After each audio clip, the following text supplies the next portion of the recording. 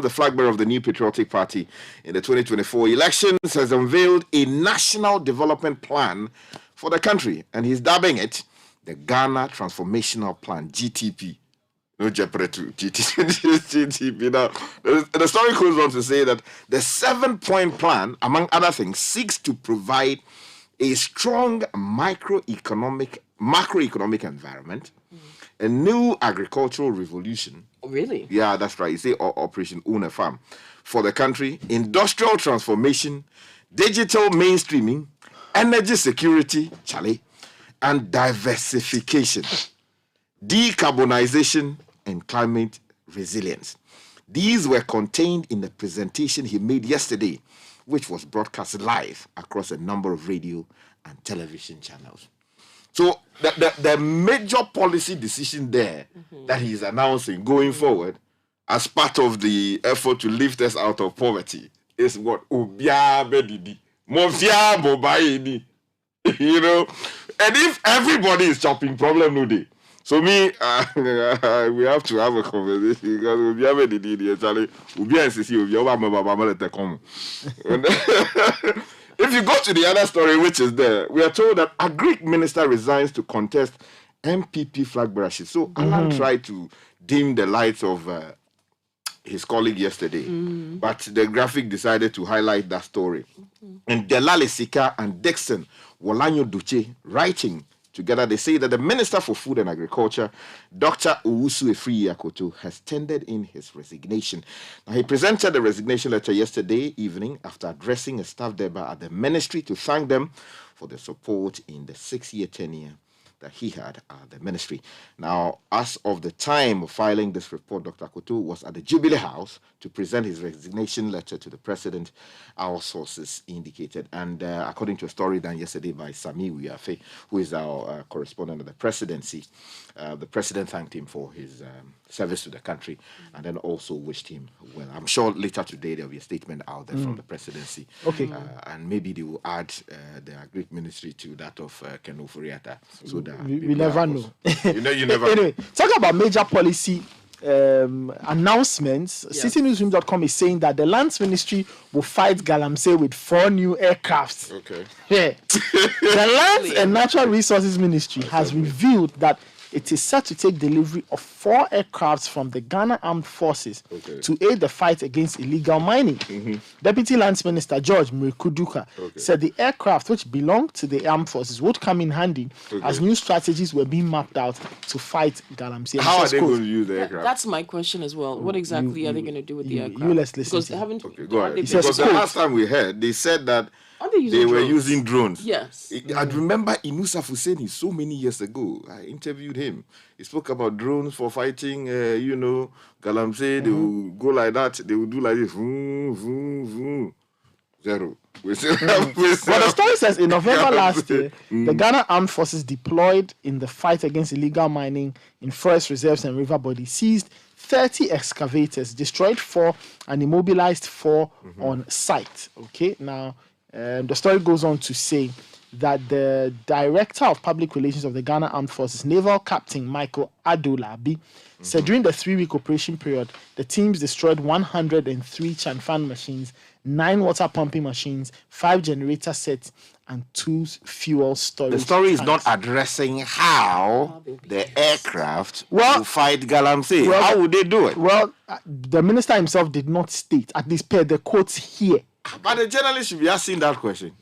How do you put, the helicopter or whatever it is in the air and then you are fighting? I mean, they should tell us how. Actually, you bring up a good point because they didn't even say what type of aircraft. It's Yeah, just aircraft. yeah, that's right, So aircraft. It could be helicopter. It could be, I don't know. Is it? You will find out from the Lands Ministry. Okay. That they say they will use something. Alrighty. Well, we're talking about PNDC Law 111, Intensify Public Education on Interstate Succession Law.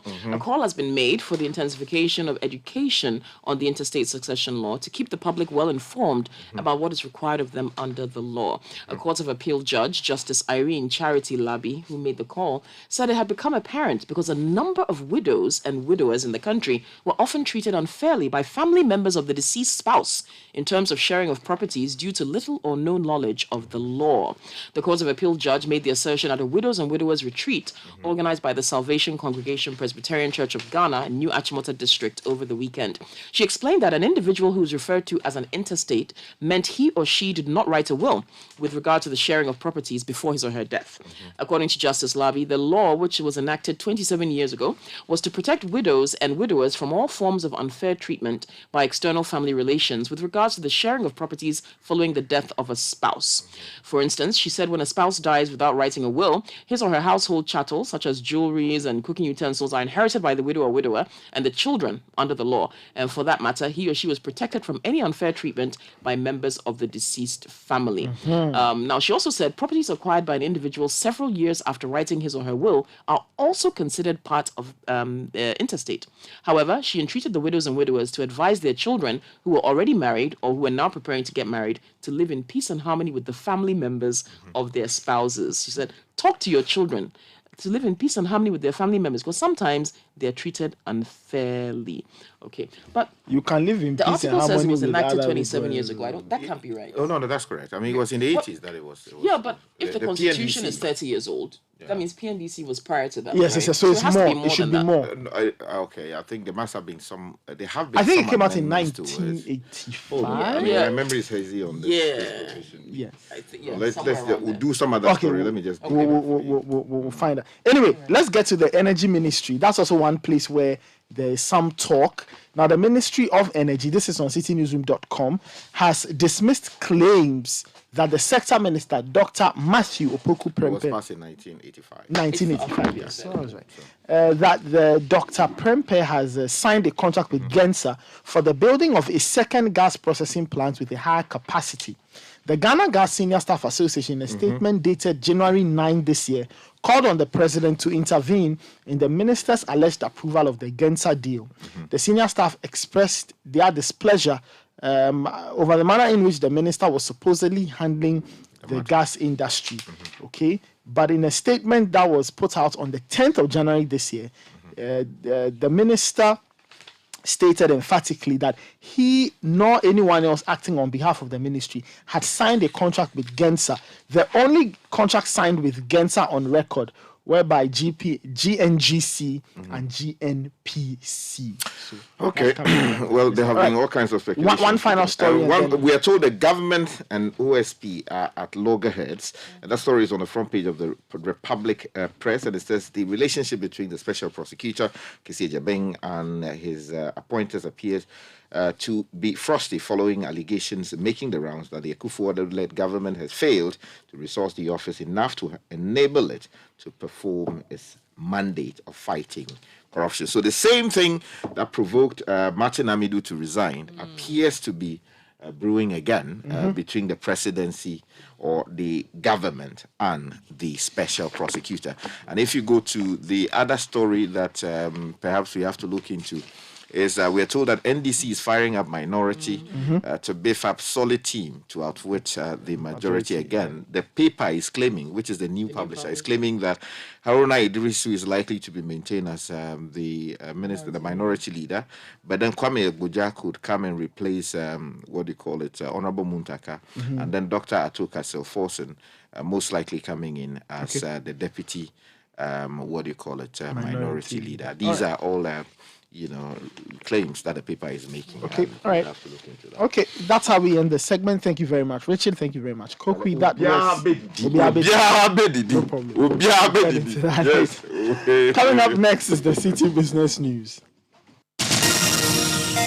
We're sorry to interrupt this program for a breaking news story. Information reaching us is that the whole country has been thrown into a state of joy and excitement about the new look of Total Energies lubricants. Our correspondent Kwame Owusu is standing by to bring us the very latest developments. Kwame, what exactly is the situation where you are? Emmanuel, I must say there's a huge crowd here with drivers and customers extremely excited about the new Total Energies lubricants bottle. I have with me here one of the drivers. Hello, boss. Yes, you sir. are live on Quartz 202.1 FM. Tell us the reason for your joy. My name is War, and for 10 years, I use only Total Energies lubricants for efficiency and performance of my car engine. With a new bottle, it's easier to read, carry, and pour. New bottle design and color, new label, new cap, and security features with a QR code. Masa is the same superior oil quality. Challenge, this is performance at bedside. So you heard it right. Total Energies lubricants bottle have been entirely redesigned into a modern and premium pack to give you the best experience. Reporting live from the capital, this is Kwame Owusu. Quartz, keep your engine younger for longer. Join the conversation on the City Breakfast Show on Facebook at facebook.com/City97.3, Twitter at twitter.com/City973, and Instagram at instagram.com/City973 with the hashtag CityCBS. This is the City Breakfast Show, the city's biggest conversation.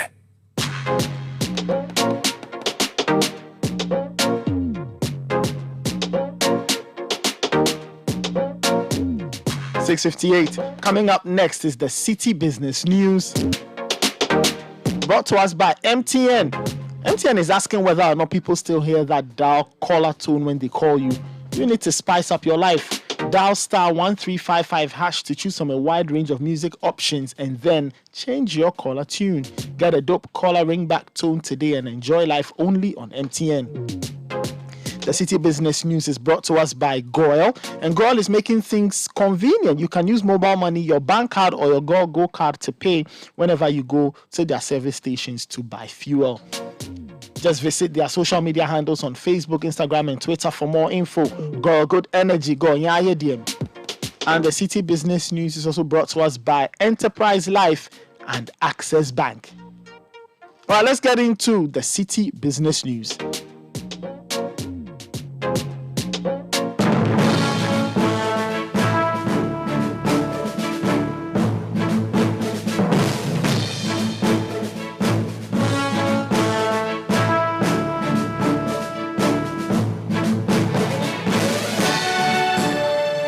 Hello and welcome to the breakfast edition of City Business News, proudly brought to you by MTN, Goil, Enterprise Life, your advantage, Access Bank, more than banking, and powered by your most comprehensive business news website, citybusinessnews.com. Coming up, reduction in Momo rates expected to increase patronage of mobile money platforms. This is according to the Telecoms Chamber. And Energy Ministry debunks claims of signing contract with Gensa.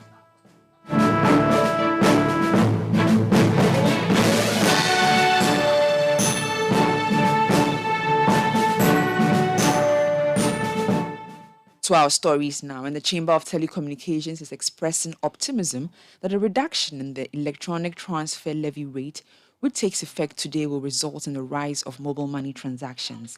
The introduction of the levy in 2022 resulted in over 50% drop in the use of the number of electronic transactions. Speaking to City Business News, the Chief Executive Officer of the Chamber of Telecommunications, Engineer Dr. Ken Ashigbe, says with a reduction in the rates, more transactions will increase.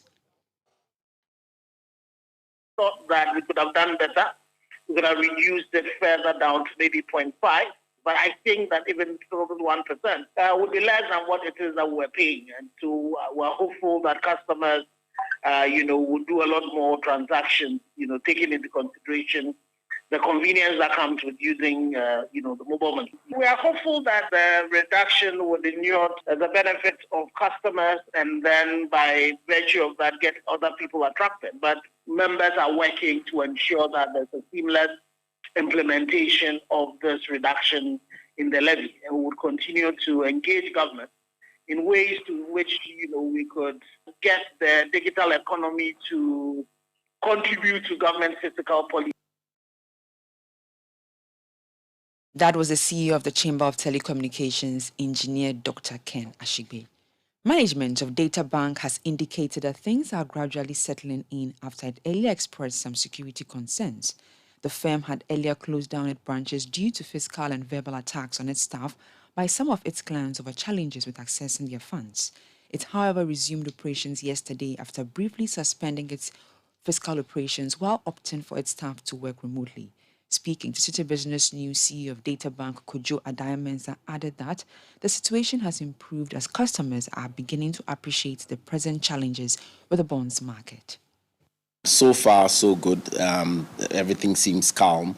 I'm sitting in the head office this morning. It's very calm. It's a bit crowded, understandably. I'm told Kumasi is also quite crowded, understandably. But it's all calm, and clients are coming to, get more education. Those who are, and there are other transactions we do. That the bigger issue we had was on our collective investment schemes. The biggest being M-Fund. That's where we have the biggest issue. But we have other lines of business that need to also be looked at, So other lines of business have to go on. So, I think it's been calm so far. Meanwhile, the management of Databank has revealed that even though it has resumed work in its branches across the country, some of its offices will remain closed temporarily. CEO of Databank Kojo Adai-Mensah indicated that its desk located in some partner institutions would, however, resume soon. He's been explaining why. What it is really is just our co-location. So for those who know or even don't know, we have this partnership with GT Bank where in some of the GT Bank locations, we have a desk with a couple of our staff there, So Takwa is a typical example. East Legon, Airport, Medina, we have our staff embedded within the GT Bank location. But for this week, we didn't, open, or we didn't ask the staff to go to those co-locations. We are opening our independent branches because we also needed to figure out how the reaction will be. You have a partner. You don't want to sort of export your issue directly into their premises. So it was important we open our independent locations and see how things go, calm clients down. Then the following week, the plan is then to open the co-location. So our independents being here, Accra, Kumasi, Cape Coast, Tamale, Takoradi, Sunyani, Tema, Ho, they are all open for business this morning. That was the CEO of Databank, Kojo Adai-Mensah. The Energy Ministry has refuted claims that Energy Minister Dr. Matthew Opoku-Prempeh has signed any contracts with GENSA. The ministry maintains that the only contract that has been signed by the Energy Minister and the said party predates his tenure as the sector minister. An earlier statement from the Senior Staff Association of Ghana Gas sought to raise concerns about government's commitment to the construction of a second state-owned gas processing plant.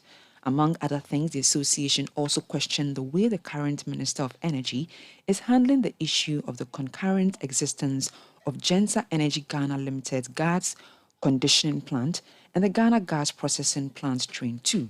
But in a counter-statement signed by the Communications and Public Affairs Unit of the Ministry, it noted that the matter is being investigated by the Parliamentary Committee on Mines and Energy.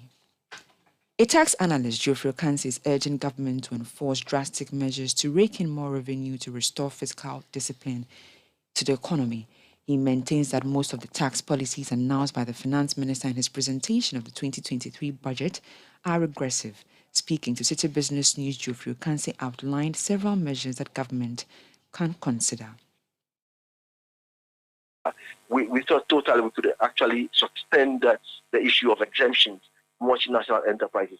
Current state of the nation clearly tells you that we are in crisis. And in crisis, we should be able to negotiate with these multinational enterprises to actually spare us and give us that space of taking away these exemptions. It's also very important. We also thought that it would be proper for government senior officials to actually halt the takeaway of allowances, especially ministers, for example.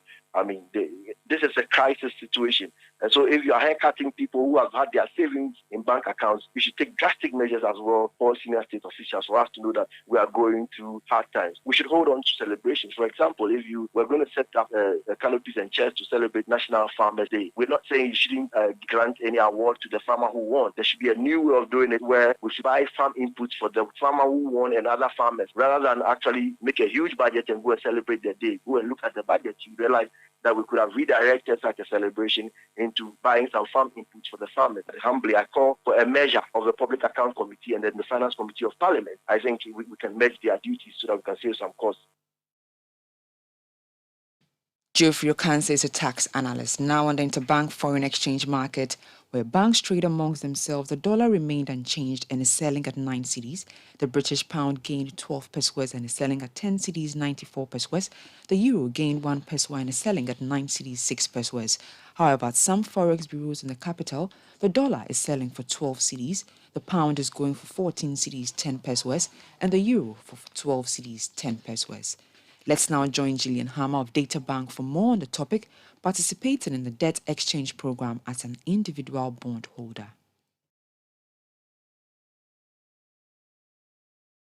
If you own one or more bonds maturing in February 2023 or beyond, and your bonds are issued by the Government of Ghana, ESLA PLC, or Dache Trust PLC, you are eligible to participate in the debt exchange program as an individual. Participation is voluntary. However, by participating, you'd be required to exchange all bonds you hold, not just some.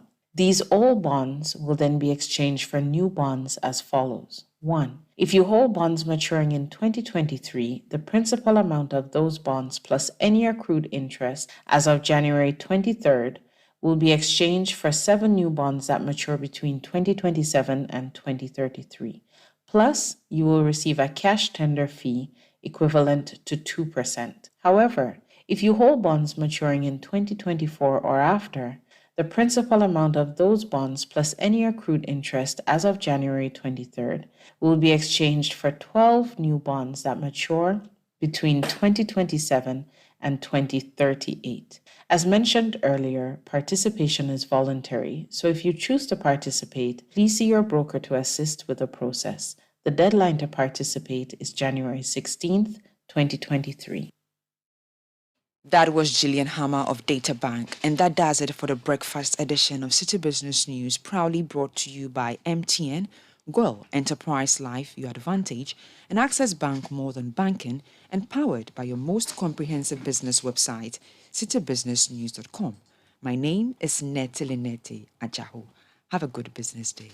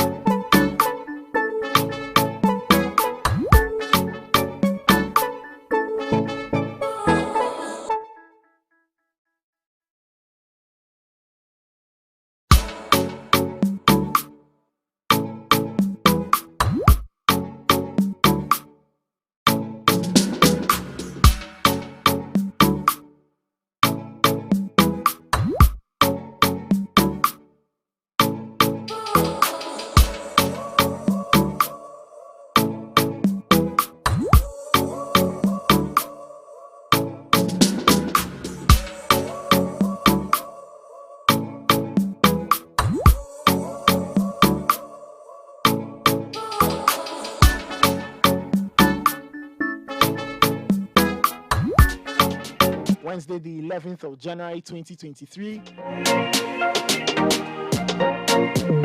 A little later on the show, we'll be talking first day of school. How was it for you? If you are a parent or guardian, and you're listening, the new term has started. Did they up the fees? So you can share with us how opening day went, what possible challenges you went through, and just how you are combining all of these things in this current economic climate. Are you paying more school fees? Are there additional costs? How are you managing that? How are you even adding it to your own finances in this new year 2023?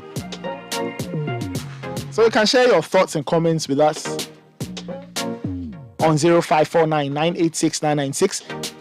There's also another serving of Effective Living series. This week is emotional and mental health issues.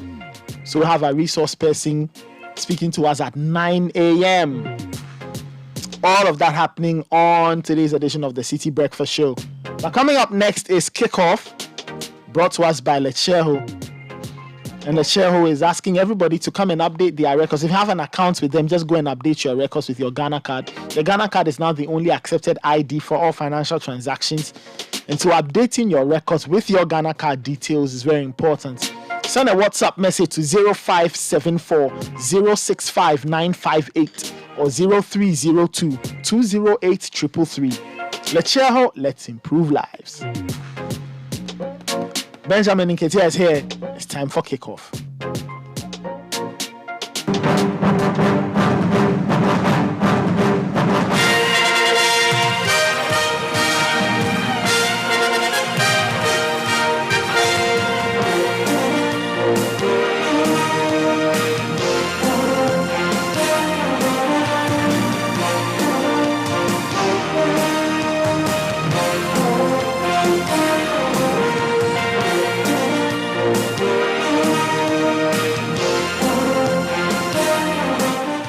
Benjamin Nketia here with Kickoff in the headlines. Black Galaxy's final friendly match abandoned mid-game by opponents over officiating. Black Stars midfielder Edmond Addo joins Spartak Subotica, and tonight Southampton face Manchester City in the Carabao Cup.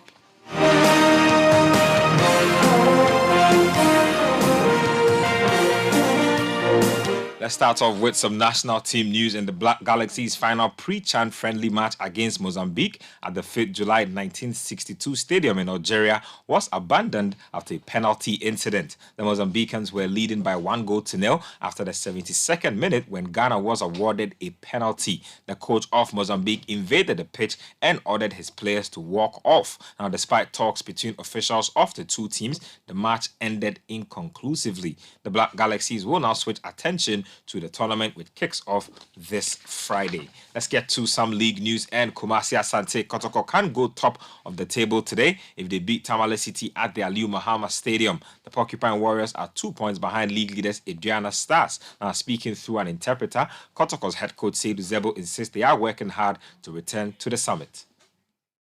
We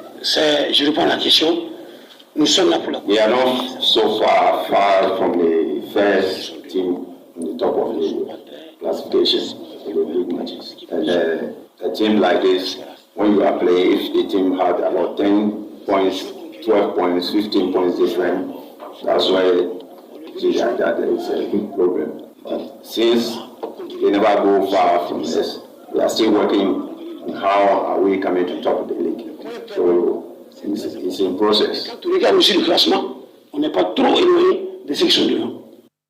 Asante Kotoko head coach Seydou Zebo speaking through his interpreter there. In the camp of Tamale City, assistant coach Hamza Mohammed believes the team's position in the league is a major concern. The newly promoted side are currently 17th on the league log, following a 3-2 loss to Accra Hearts of Oak in the last match week. Now, despite their early season struggles in the top flight, Hamza Mohammed is confident the Tamale-based team will survive relegation. A lot. It's not easy. Understandable, our first time in the Premier League, we didn't have much time for the preparation, but that shouldn't be an excuse. Much time we've qualified to the Premier, we have to prepare for it. It scares me a lot, but we'll make sure at least the next match before the first half of the season, at least we'll make something up and come up. Sure. Already we are going with at least some 3 guys who are new guys to join the already old players that are around. Will you survive the Premier League? Sure, we'll survive, God willing. Good luck. Thank you so much. Tawale City's assistant coach Hamza Mohammed speaking there. In the other matches to be played today, Legon Cities will be up against Dreams FC. There's Samatex versus Bechem United. Brekum Chelsea play Karela FC. And then there's Mediama taking on in Swatreman Football Club. To some transfer news, and Black Stars midfielder Edmond Ado has signed for Serbian side FK Spartak Subotica on a permanent deal. Ado, who was close to signing for Serbian Giants Red Star Belgrade, joins from Moldovan side Sheriff Tiraspol. Now, the 22-year-old made 33 appearances for Sheriff in all competitions, scoring once and assisting the team to win the Moldovan Superliga Championship as well as the Moldovan Cup. Now, Ado made his debut for the Black Stars in November 2021, coming off the bench in a World Cup qualifier against Ethiopia, and has since made 7 appearances for Ghana. So Edmond Ado has a new home. Let's get to more players who have new homes, and Joao Felix has flown to London for his Chelsea medical ahead of a loan move from Atletico Madrid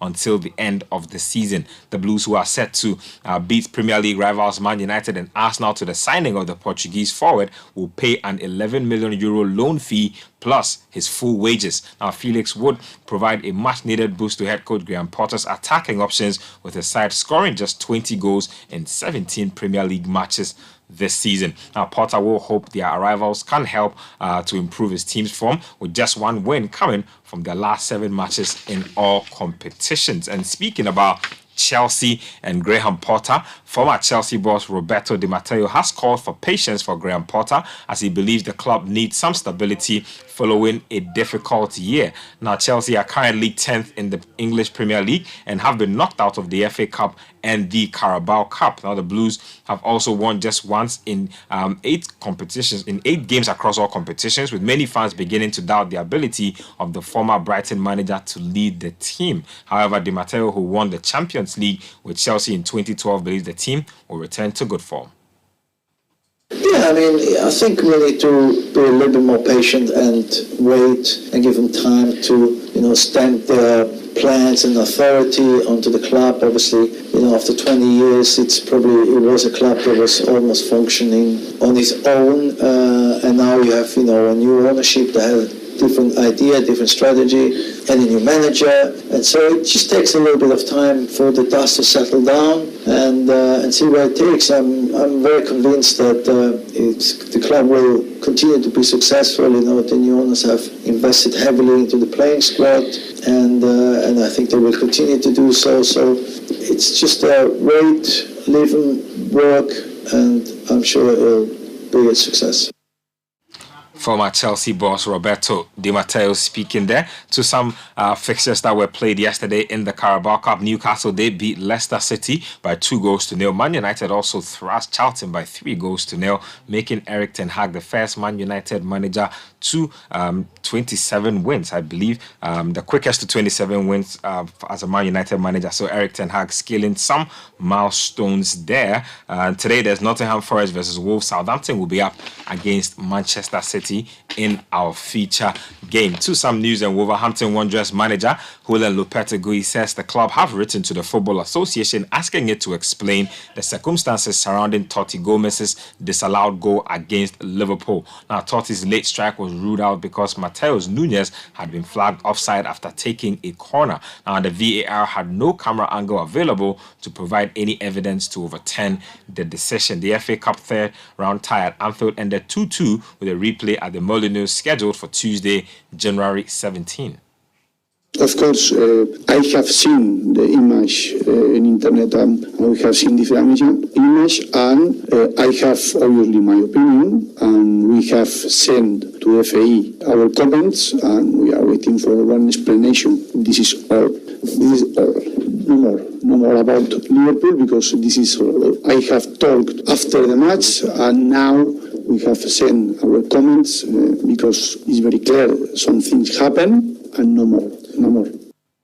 Ole Lopetegui is head coach of Wolverhampton Wanderers. Let's get to some NBA action from last night. And the Clippers, they hosted the Dallas Mavericks. The Clippers had too much for the Dallas Mavericks. 101-113 is how that game ended. The 76ers recorded a blowout win against the Pistons. And then the Heat beat the Thunder by a single point. The Raptors defended their home court. The Golden State Warriors, on the return of Steph Curry, lost to the Phoenix Suns. The Jazz also beat the Cavaliers. And then the Trailblazers were at home when they lost to the young Orlando Magic. That's all for this morning's edition of Kickoff. My name is Benjamin Nketiah. Kickoff was brought to us by Letsheho. There's more sport at citysportsonline.com.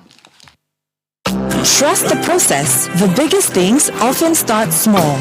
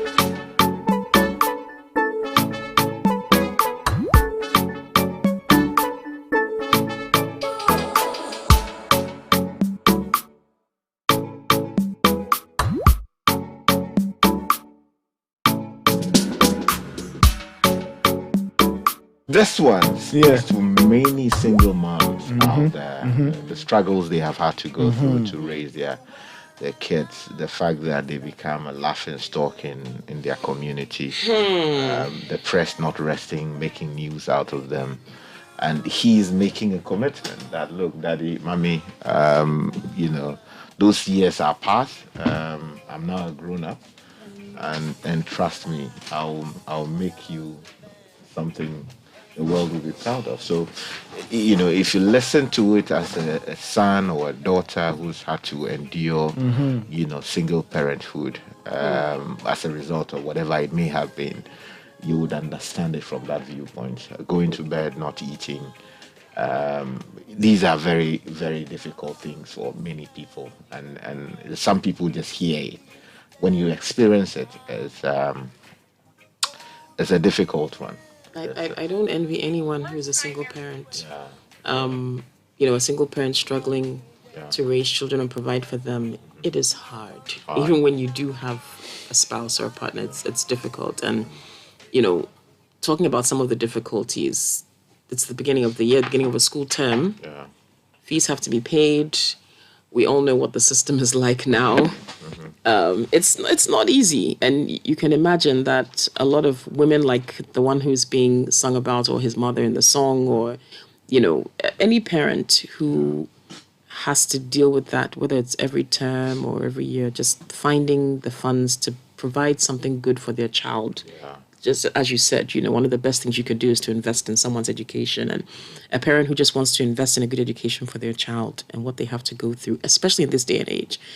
People have lost income, people have lost investments, which formerly was the source of these fees. So, the term rolls around, your investment matures, you use the interest to pay those fees, you move. Now, you don't have access to that anymore. What do you do? A lot of parents are facing tough choices right now, whether to keep their children in the same school, whether or not they can afford to do that, whether they need to move them to a more affordable option.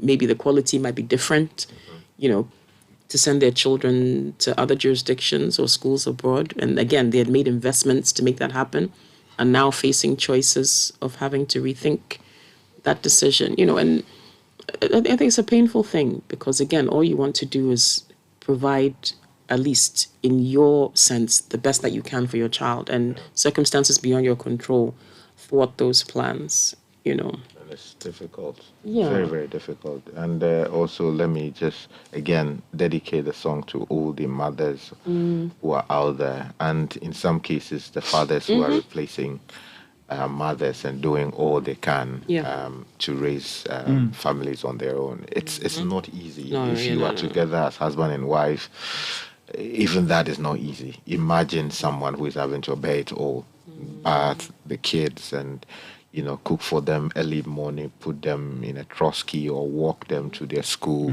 and find help as well. Find help for them, and they close their back. Maybe immediately after that, she's in the market struggling just to provide for the family. I mean, these are very weighty matters, and I wish all of them all the very best, and they should trust that at some point, smiles will be filling their faces, will be lighting their faces, and their kids will grow up to be adults, and they will perform, and the world will recognize the greatness of the investment that they've made all along. Just a little bit longer now. Oh, Lord. Just a little bit longer now.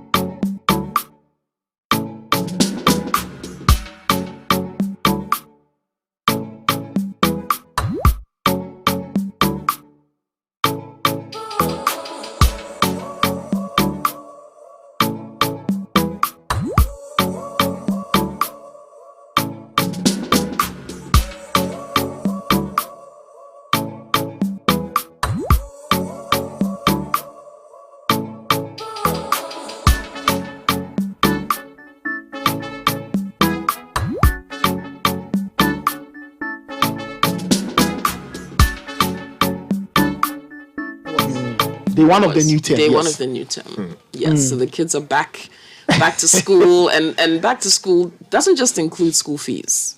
It includes new school bags for the ones that they destroyed last year. A friend of mine says back to school means more traffic. That's that as well, you know. It includes new school shoes, because aside the fact that they destroyed the ones they had last year, their feet grow and they don't stop growing. In some cases, it includes new uniforms as well. It includes new textbooks and exercise books and other educational implements. But the textbooks out. Charlie? Well, at my kids' school, yeah, they and it's not a small amount of money, and multiply that by 4.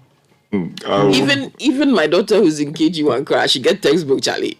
Textbooks, exercise books, all kinds of things you have to purchase for them, and then you've got to feed them. They've got to eat. Do you understand? I know wise guy is laughing because Charlie, I said multiply mine by 4. Yes. Yes. Okay, what's wrong with you? Proceed, make your submission. I'm not asking you to hold brief for me. Proceed. You say your thing, please. Advise yourself. OP, OP. No, that's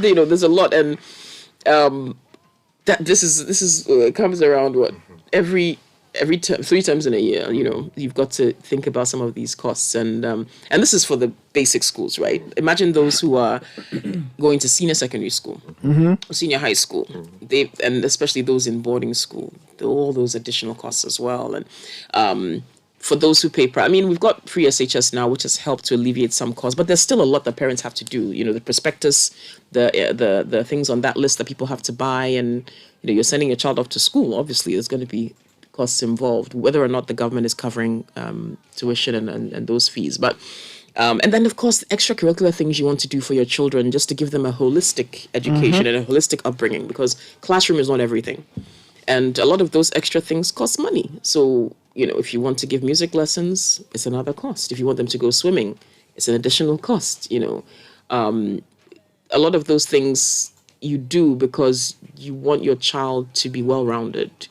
And again, you want to invest in their upbringing as a person who's a good citizen of the world, and who has varied ideas and thoughts about what's going on in their community, and various talents and gifts and skills that they can explore and exploit. And it all costs money at the end of the day, you know. So, and it's a shame that because, you know, all things are not equal, there are a lot of people who just cannot afford to give their children anything but the basic educational experience. And you know, I know that life is not equal, but it also seems a bit unfair, you know, that there's just... So what goes through the minds of, or the mind of a typical, you know, mother, typical father, when the new school session is about starting?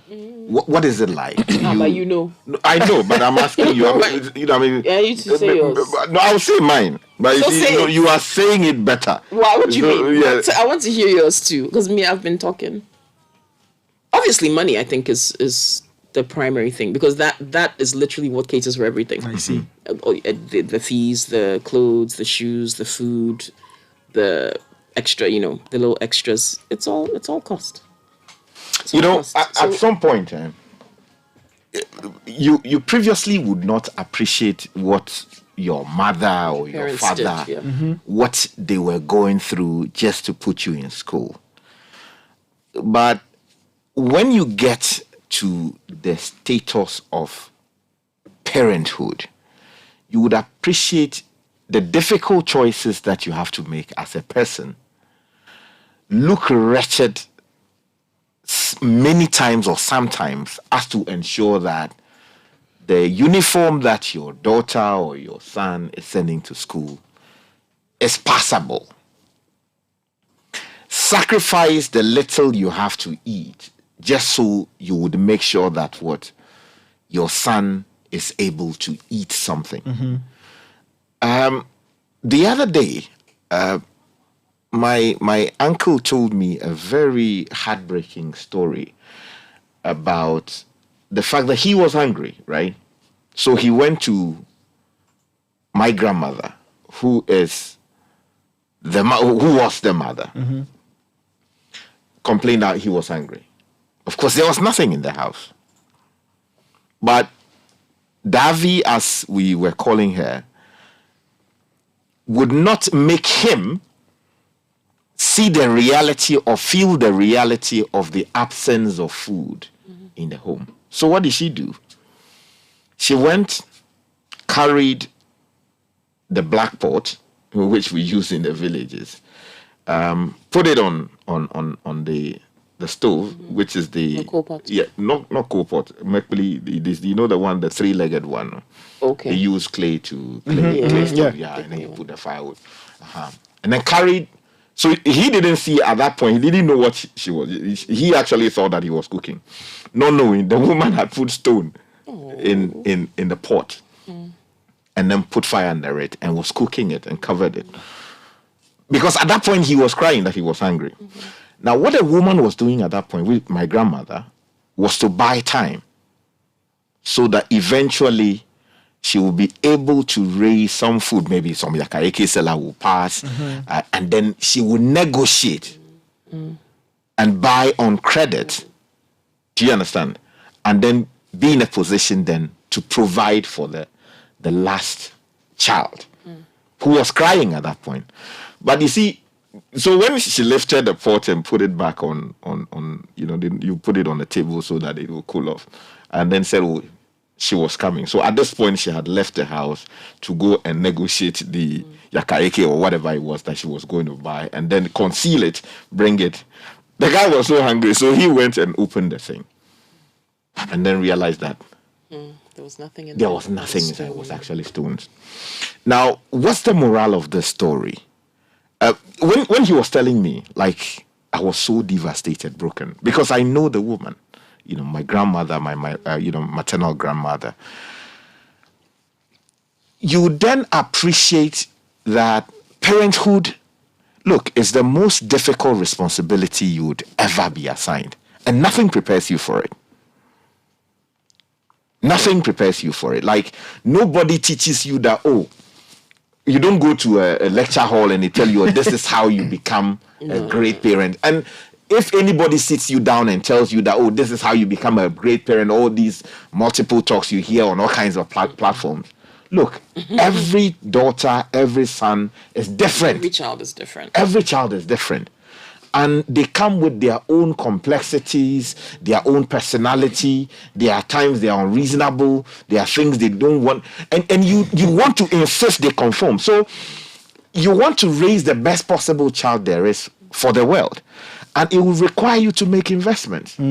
Sometimes you want to buy a new attire. You want to buy a new shoe. You want to buy a new watch. But you are looking into the wazema. You are looking into the cooking. What do you call it? The flour. Is it not flour? The flour as in flour, not the one not the one you grow. Yeah, something like that you used to cook. Yes, you are looking into the pot, and you know that look, it is almost to the very last herb within the pot, and you say that no. Instead of using this money to buy a new cloth, let me use that to provide for the kids. So schools have started, and yesterday we had messages of there are a few of them. We'll get to them in a messages second. of parents who went to the schools and they were told that they will not be allowed to bring their wards in unless they pay. Unless they pay. And, one of the days where the quote unquote human face was. People used to have a bit of sympathy. Schools would have a bit of sympathy for parents and say, okay, they would give a grace period and say, all right, by this time, if you haven't paid, perhaps, and they'll do little things. Sometimes they'll let the kids sit outside the class. They would, but it looks like now, and again, parents are struggling. Schools are also struggling because expenses, they also have to run and run, even if not make significant profits. Some of them may tell you they barely break even, and if they don't increase fees, they cannot run. So you've got this catch-22 and this conundrum where you've got parents who are struggling to pay fees, schools that can't run if they don't get fees, and betwixt and between, no one is winning. Yeah, we'll go through some of the messages in a second. But this year's Enterprise Motor Insurance promo is different. Simply buy or renew your motor insurance with Enterprise and win instant gifts such as fuel coupons, branded gift items, and you qualify for the monthly raffle draws with amazing rewards. What's more, when you buy your motor insurance from Enterprise, you stand the chance of winning an iPhone 14, washing machine, high-pressure car washer, vacuum cleaner, auto tire inflator, and the final month, a premium crotch rocket motorbike. So call your insurance broker, agent, or visit any Enterprise branch and get free fuel coupons and be the possible winner of these amazing rewards in our draws between January and June. The promo regulated by the NLA on the Caritas Lottery platform. Enterprise, your advantage. Now, in this day and age where getting a place to stay is a major headache, YouGoFlip is here to make things easy for you in terms of the home ownership journey. Log on to yougoflip.com, register with your phone number or email address, buy as many tickets as possible, and you could win a house at Pram Pram. Even if you don't win, you get loyalty points equivalent to $3 a ticket. You can accumulate all these points and use it as a down payment towards your next home with YouGoFlip or with other affiliated property developers. Now, all our messages are brought to you by Creamy Plus. Creamy Plus evaporated milk takes you back to the original creamy taste of evaporated milk, and it's great.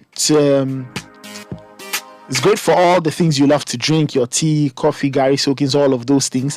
Contains vegetable fat, is gentle on the stomach. And you can find Creamy Plus in all Gold Shops, Bachona, Total, and other supermarkets. You can call us from distributors at Medina Race Junction on 0501 682522, or Grace has found us at Akuko Photo in Dansoman on 0245 162747 if you want to buy in bulk. And from now till the 31st of March 2023, insure your vehicle with Imperial General Insurance and win handsome rewards. Yes, it's instant. Just insure and pick your reward. Fuel coupons, gift vouchers, special souvenirs, and much more. And here's the big deal. Imperial is also giving you a free 1-year life insurance cover as part of your motor insurance cover. So get it double from Imperial General. Call today on 0302 788 955 or talk to any of our agents across the country for further details. You can also follow us on all our social media handles. Imperial General Assurance, solid protection.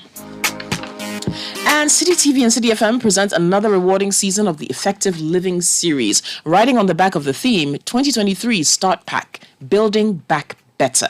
Join us every week in the month of January for various thematic areas that have been carefully selected to cater to your holistic well-being.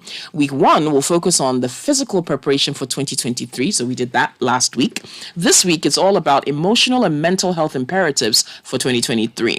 And next week we'll be talking about professional priorities for 2023. And in the last week of January, it's financial foundations for 2023. Everyone is curious about that, right? The Effective Living series will be on the City Breakfast Show on City 97.3 FM at 9 a.m. and on Breakfast Daily on City TV at 9:30 a.m. And this is from Monday to Thursday. The Effective Living series is sponsored by Enterprise Insurance and Hallmark Freight and Logistics Ghana Limited. All right, let's go through a few of the messages that have come in. Yes, talking about the start of the term, school fees, all of those things. Well, concerned parent Daniel says, team private school, dear. Yeah, the increment of fees, transport, and feeding are skyrocketing, but the government schools aren't good. Regulation of charges will be of help. Data Bank 2 do yawa with investment. It's like taking 2 slaps and being asked to laugh.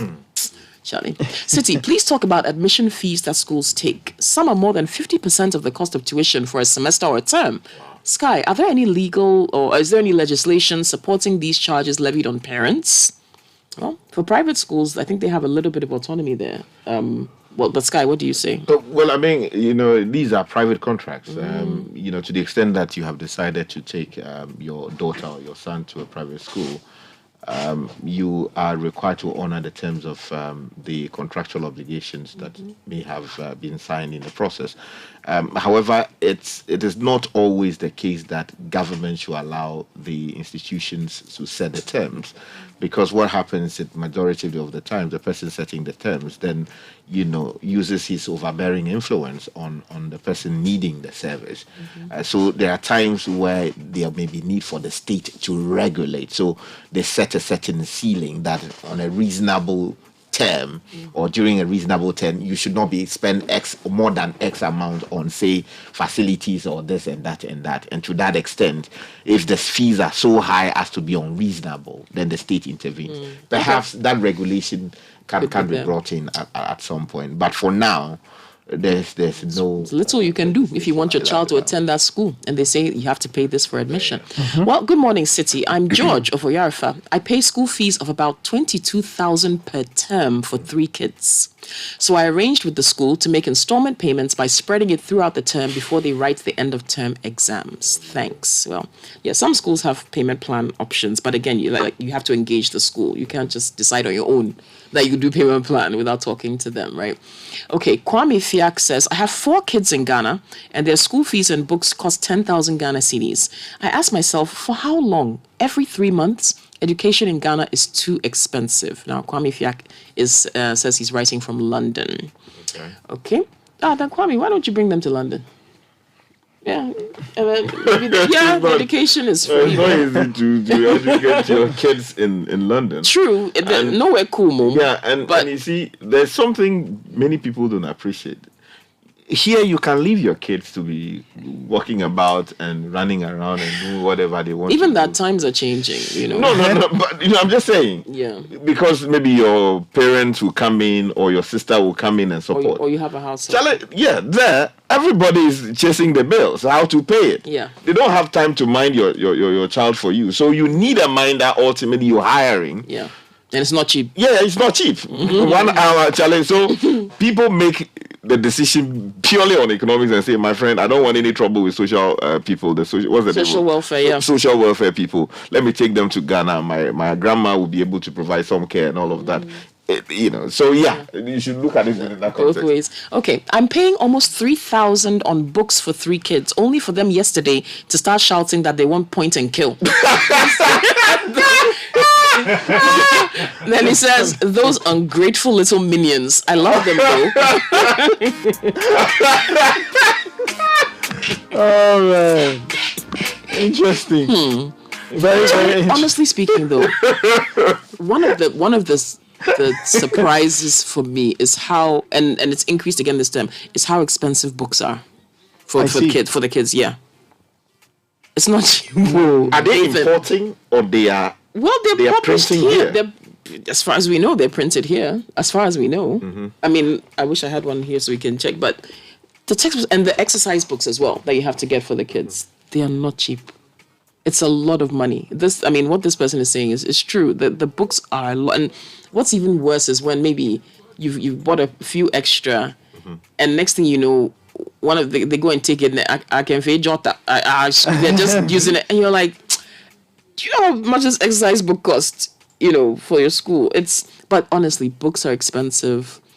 You need at least shoes that can at least last a term, with their growing feet, and they're out kicking, when playing football or whatever at school, kicking their shoes on, their feet on the ground like they do, and you see, and you're like, these children, they just don't. The money.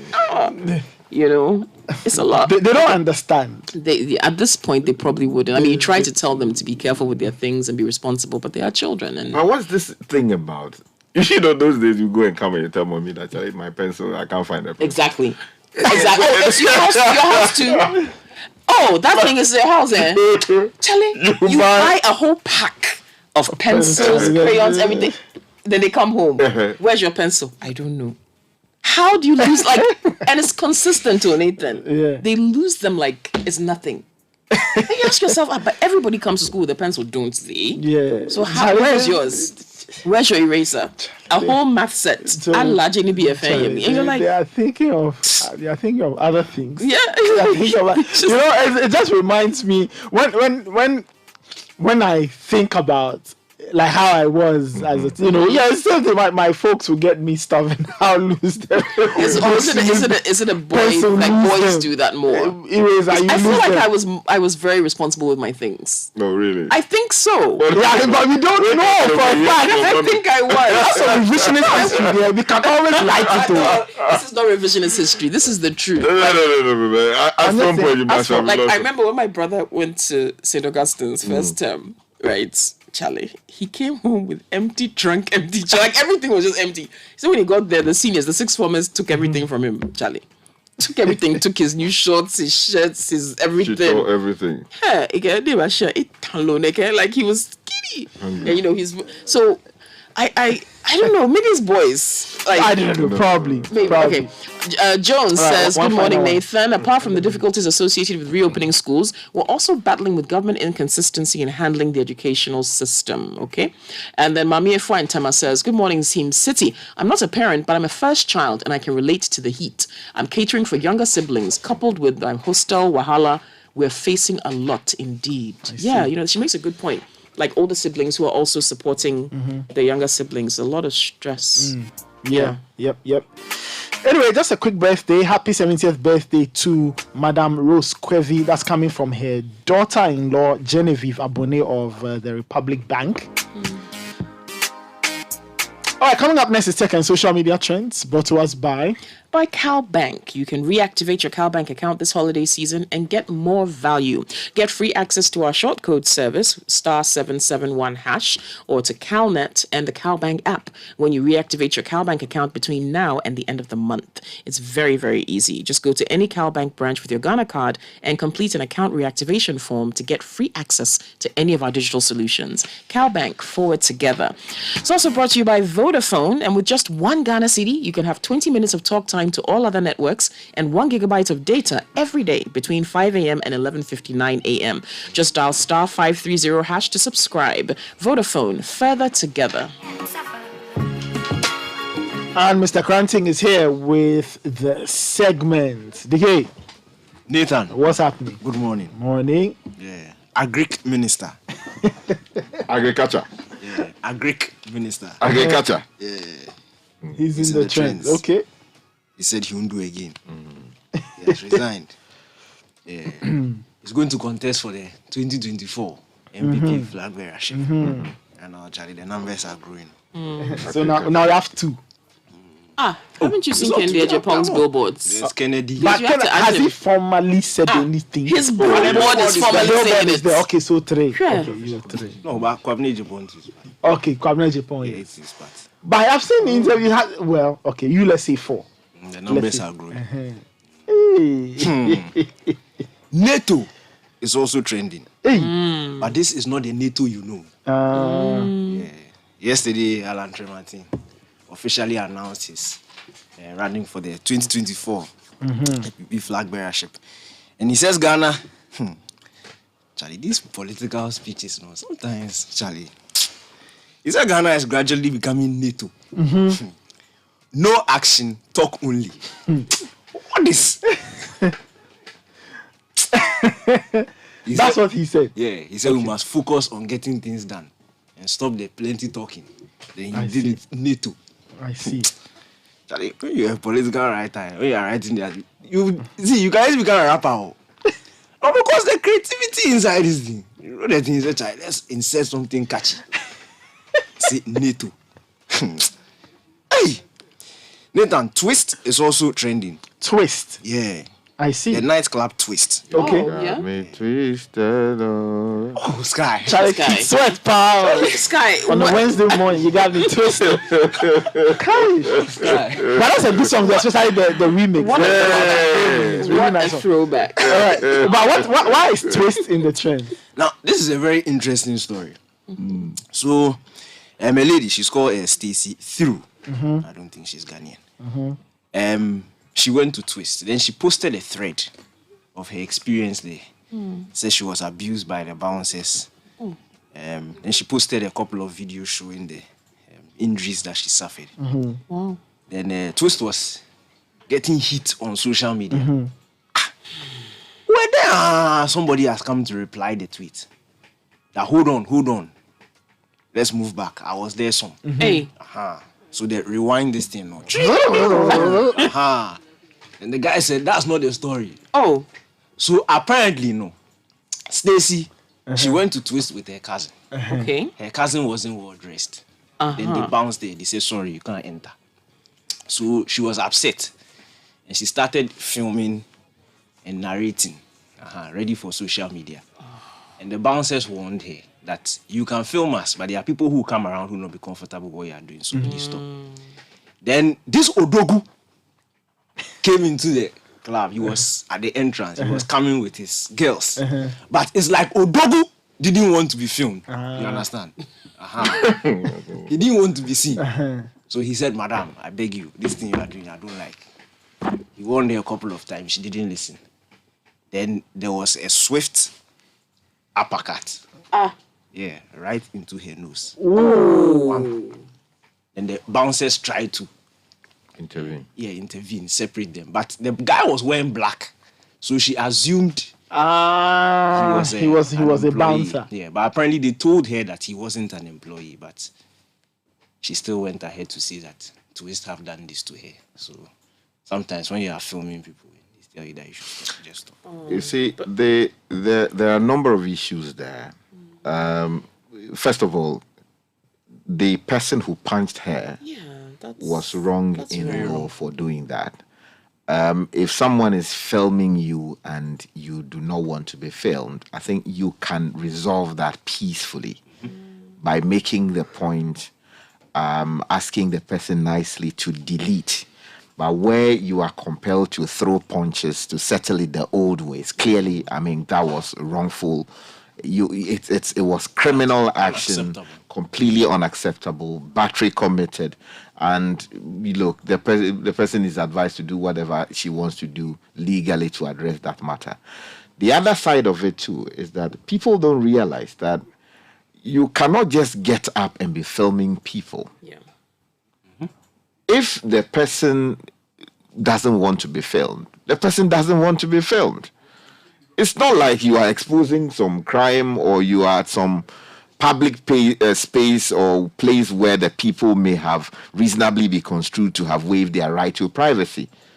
For all you know, the person going there as he demonstrated. In fact, I mean, elsewhere, even when we were having school functions, they would send you forms to fill.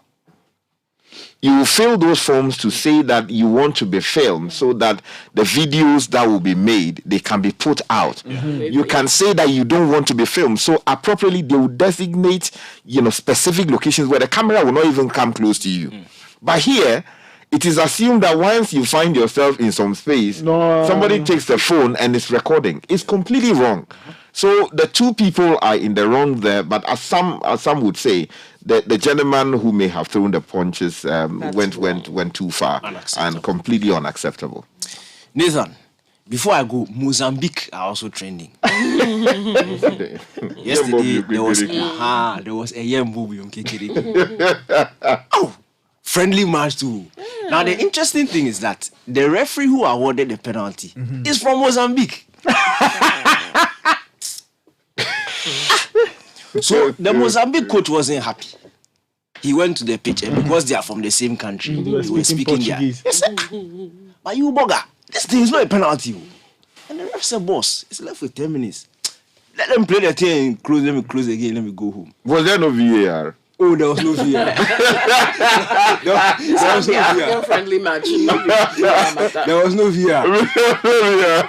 So back and forth. Then the Mozambique head coach, he walked onto the pitch. He said, hey, captain, come on, let's leave. You're not doing this thing again. Oh, and the Black Galaxy players were sitting on there because right now, you see, the match will be like ended one, the music lost. So they wanted to play the penalty and draw. They said, okay, fine, we won't play again. But can FIFA intervene and sanction the guys? Friendly game. In friendly, it doesn't have any. No, the point is, it's even an unofficial. It's an unofficial friendly. You just let it slide. You understand? It's an unofficial friendly, but this attitude there is no good. That's very unsportsmanlike. That's really rural. So if this call you attack the Premier League team say it means us now win. It's like village behavior be that. What kind of stray bullets is this? No, it got me thinking that this incident got you thinking, and your thought took you all the way. Oh yes, to the Emirates. You need to think big. Okay, all right. That's second social media trends.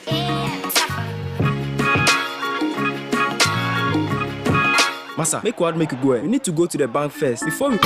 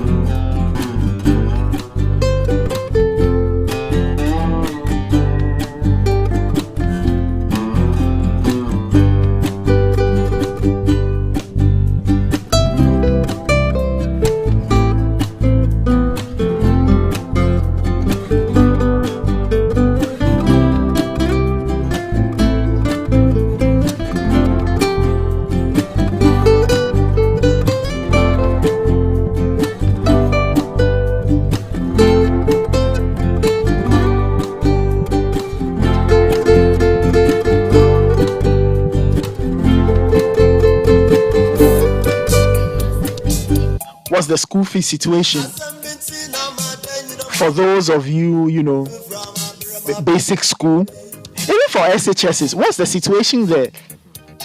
As a parent and you are taking your child to SHS, do they have food? Does the school have food?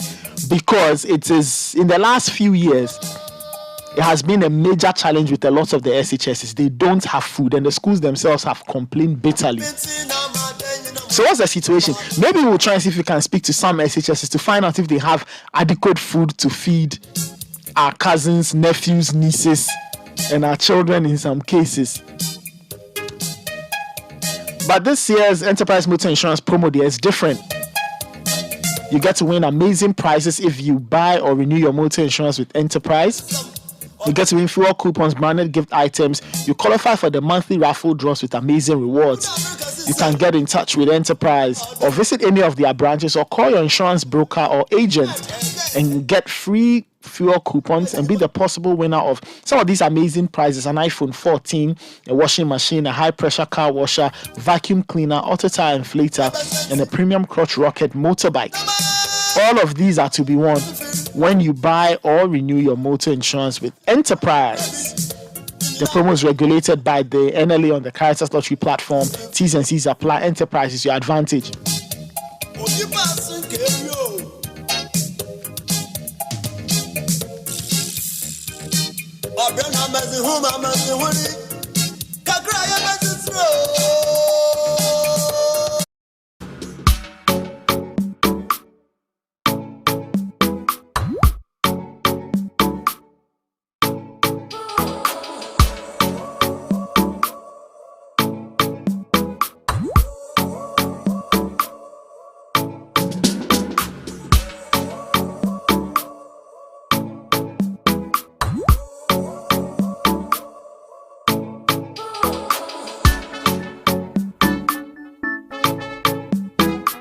.03075 0302 230075 or 0302 224959 0302 224959 0302 973736 0302 973736 or 0302 226013 0302 226013 or 0302 226171.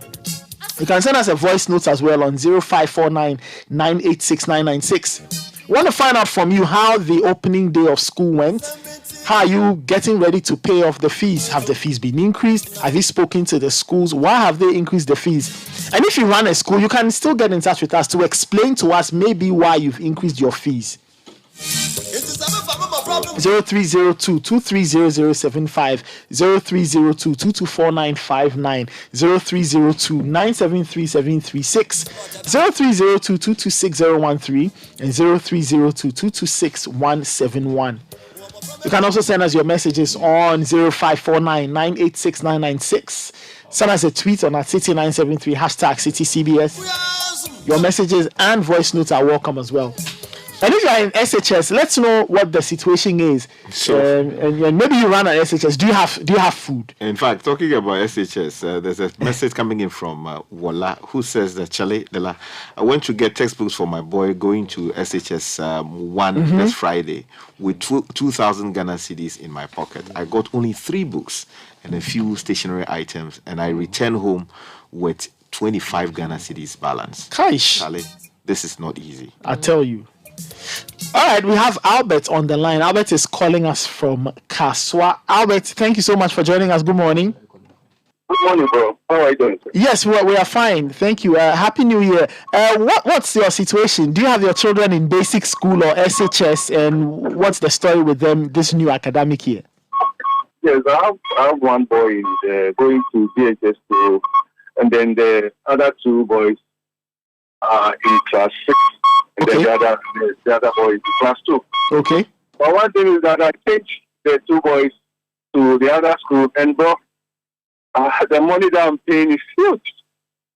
And this morning, in fact, I told my wife, it's around 8,000 cedis for the 2 boys. Okay. And I gave my wife 6,000. I said, you take this one and go and sort out the school fees and those things. But when you are going for any school, you pay all. Okay. So as I'm coming to work this morning, it's a lot of pressure on me. Wow. A lot of pressure, and I it's see. not easy. I see. And you're saying that, this is the fees for a new school. A new school, yes. Okay, so you moved them from a previous school. You are taking them to a new school. A new school, and it's not an easy task. And then Richard, I heard a guy saying, "You catch yourself, no papa, man, I see. if the there is there, you help. If it's not there, what can you do? It's a huge task, but it's good to be a parent. Also. I see. Have a nice day. All right, take care then. We wish you the very best. Albert from Kaswa telling us about the wahala of a new school term. Owusu is joining us from Tema. Owusu, good morning. Welcome to the City Breakfast Show. I think we lost Owusu there. Owusu, if you are around, you can try and call back. Interesting. So, Kokui, Albert is taking his children to a new school. And he says because it's a new school, he has to pay everything up front. Yes, and I'm Is sure that the admission fees also squeezing him in there too, aside the tuition and all of that. But yeah, it's a new school. You've got to pay the fee. He doesn't have the benefit of having a history with the school where they can say, okay, you're a returning parent. Maybe you can negotiate some kind of payment plan. It's like they want your commitment as a new parent. They're reserving the space for you. They want to make sure you're going to fill that slot, So yeah, unfortunately for him, he's got to do it. But he said, I think he did say though that he gave his wife some money and said, okay, she should take this out of the 8. And I'm sure, I doubt the school will reject it, because the schools also do need money. But that doesn't mean they will acquiesce to the degree of being lenient throughout. Again, these days the schools are also tightening up a bit because things are tight. Saba, for instance, says that lunch alone is 18 Ghana cedis a day. So you can imagine, I buy Oxford books plus fees. There's those from here. Trust me, the Oxford ones are less expensive when compared to the others that we are buying from here. I paid 1,500 for the Oxford books, and the ones from here are supplementary books, and they were a little over 2,000 Ghana cedis. This is for grade 3. Charlie. Okay, that's quite interesting. I'd like to find out. Even as we talk about this, I keep thinking about the SHSs and whether or not they are ready to take on new students. Because maybe there could be issues with food. But let's get to the line. Let's speak to Daniel from Pokwasi. Daniel, hi, good morning. Welcome to the City Breakfast Show. Hi, good morning. Great. Yes. What's your story? Happy New Year to you too. What's your story? Are you a returning student or a returning parent? Or you are taking your kids to a new school? And what's the situation there? I'm a returning parent, and I see. It's crazy. My girl is going to JSF right now. The fees have been increased from 1,200 to 2,000. Okay. Did the school tell you why they had increased the fees? No, in fact, that has been my challenge. Unfortunately, they are still using COVID as a pretense and not engaging us as parents. You understand me? And that is where I get worried about. This school is refusing to regard us as major stakeholders in the development of their school. And it's worrying. And one other thing is this. So the other girl who is also in the lower primary has to pay 2,002 from 950 for the 2002. Okay. Now, apart from this, student fee has been increased. And then they also want to profiteer from the books we are supposed to buy. They won't give you the list of the books you have to buy. They only give you a social fee and tell you that, okay, for JHS, you have to pay 900. And I asked myself, even at the university, was I paying 2,000 for books? And when you go ask them, they are like, you have the option to withdraw. I said, yes, I have the option to withdraw. I think that, okay, I want to take this fee. But then you don't develop the curriculum. And so when it comes to prescribed books, you are not the one to tell us that these are the prescribed books. It comes from the Ministry of the Canada Education Service. And so if you don't want to give us that option, if you are selling a material to me for 45 cedis, and I can get it for 25 cedis down, and you still think that I should be, because you are saying that your book is branded. Did you consult me when you're going to price your book? You understand me? This kind of engagement we are not having, and they are just exploiting us. Okay. All right, Daniel. Yes. Okay, all right. We get your consent. So it means that you would like to get some more engagement with the schools when they take some of these decisions. Exactly. You see, because we are major stakeholders when it comes to this business. And so you cannot just take decisions, you post them on us, and you think that. And you see, you have issues with parents. Okay, so the book I can get it in terms of 25 cities. You say, okay, we are doing branded. So you let's sell it at 30 cities. I look at the inconvenience of having to go to town and buy the pressure and all that. And it makes sense to me. But if I can buy it for 25 cities and you are giving it to me for 45 cities, I mean, what kind of, what is the meaning of that? What's the level of expectation? And it's all because of, I still want to blame this on the government because these basic schools, the government schools have the two teachers. You understand me? They have the three teachers. These private schools, they pick, graduates who don't have jobs and all that, and engage them as teachers. So ideally, the quality should be in the private school, but it's rather the opposite. And so, because you also want the best for the kids, you are forced to take them to the private school. All right, Daniel. Okay, yeah. Thank you so much for your call. I wonder if Daniel's school has PTA meetings because it looks like he needs to go to PTA and express some of these because that's what happens at PTA. Yeah, but you what express some of your grievances. He was saying there was that they are using COVID as an excuse. Yes. So the point is, when you go to the meetings, you raise this as an issue and say, listen. But if they're not calling the meeting because of COVID, then there's an issue because his claim is that the people are not engaging. And they are using I thought he was COVID saying they were using COVID as an excuse for why they still have to charge the fees. Yes. As in charge what fees to increase the fees. But we fear, but the government tells us COVID and Ukraine and this thing have affected things. So the school is also saying COVID has affected them.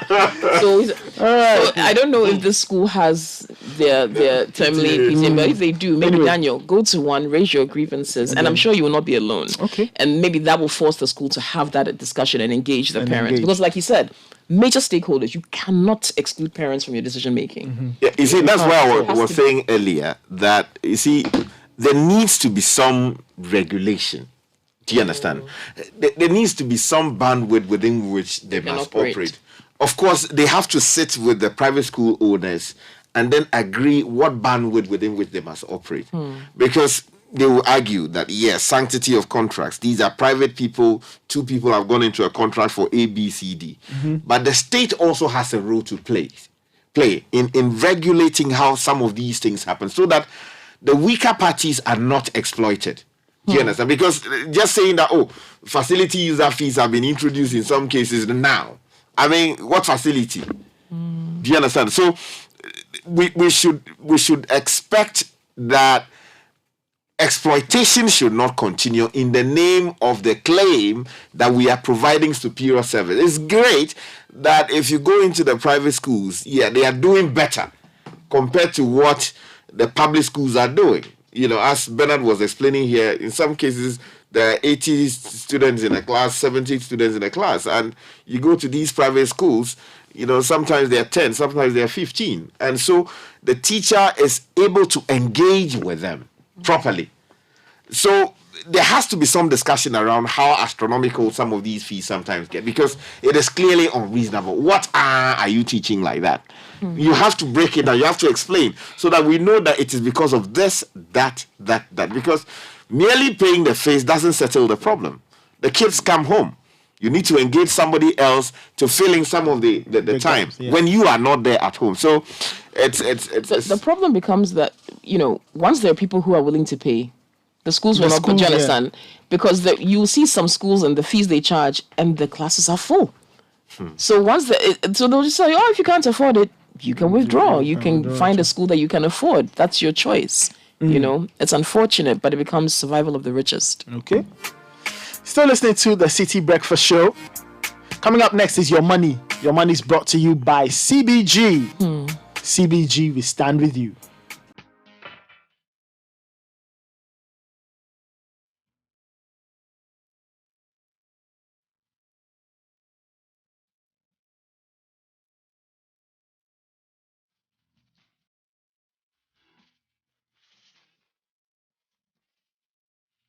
And Kofi has the segment for us this morning. Nathan, I mean, we've been talking about school fees, isn't it? That's money, parents and money. And it's a very difficult situation because a lot of people are facing the choice between keeping a child in school or moving them. Well, I guess you can always shop around, right, for education. And cost, I don't think necessarily means better, right? So the fact that a school costs 50,000 cedis a term might not necessarily mean that it's the best school for your child. It may be a great school. Maybe there's a better option that doesn't cost that much. So, we all want the best for our children. Let's be real. But we may not all be able to afford the top-notch schools or the schools that charge the most money. But I think within your pocket and your budget, you can find a good solution or at least something that works for you and your family. So maybe shop around for educational costs that fit your budget better. And if it means you have to move your child from a school that costs more to a school that costs less, it's a difficult decision. It's a difficult decision, but sometimes it has to be taken. Sometimes you just have to send them to the village. The school of life.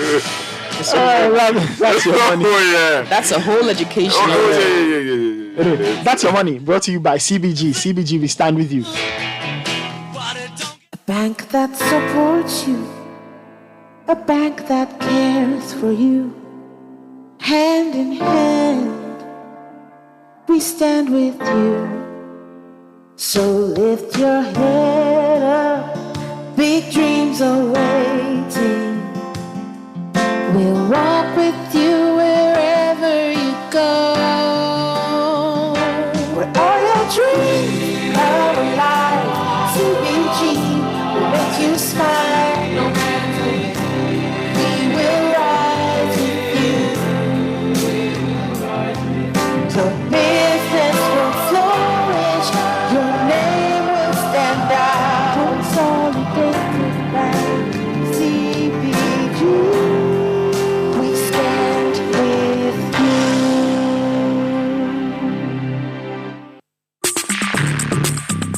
Join the conversation on the City Breakfast Show on Facebook at facebook.com/City97.3, Twitter at twitter.com/City973, and Instagram at instagram.com/City973 with the hashtag CityCBS.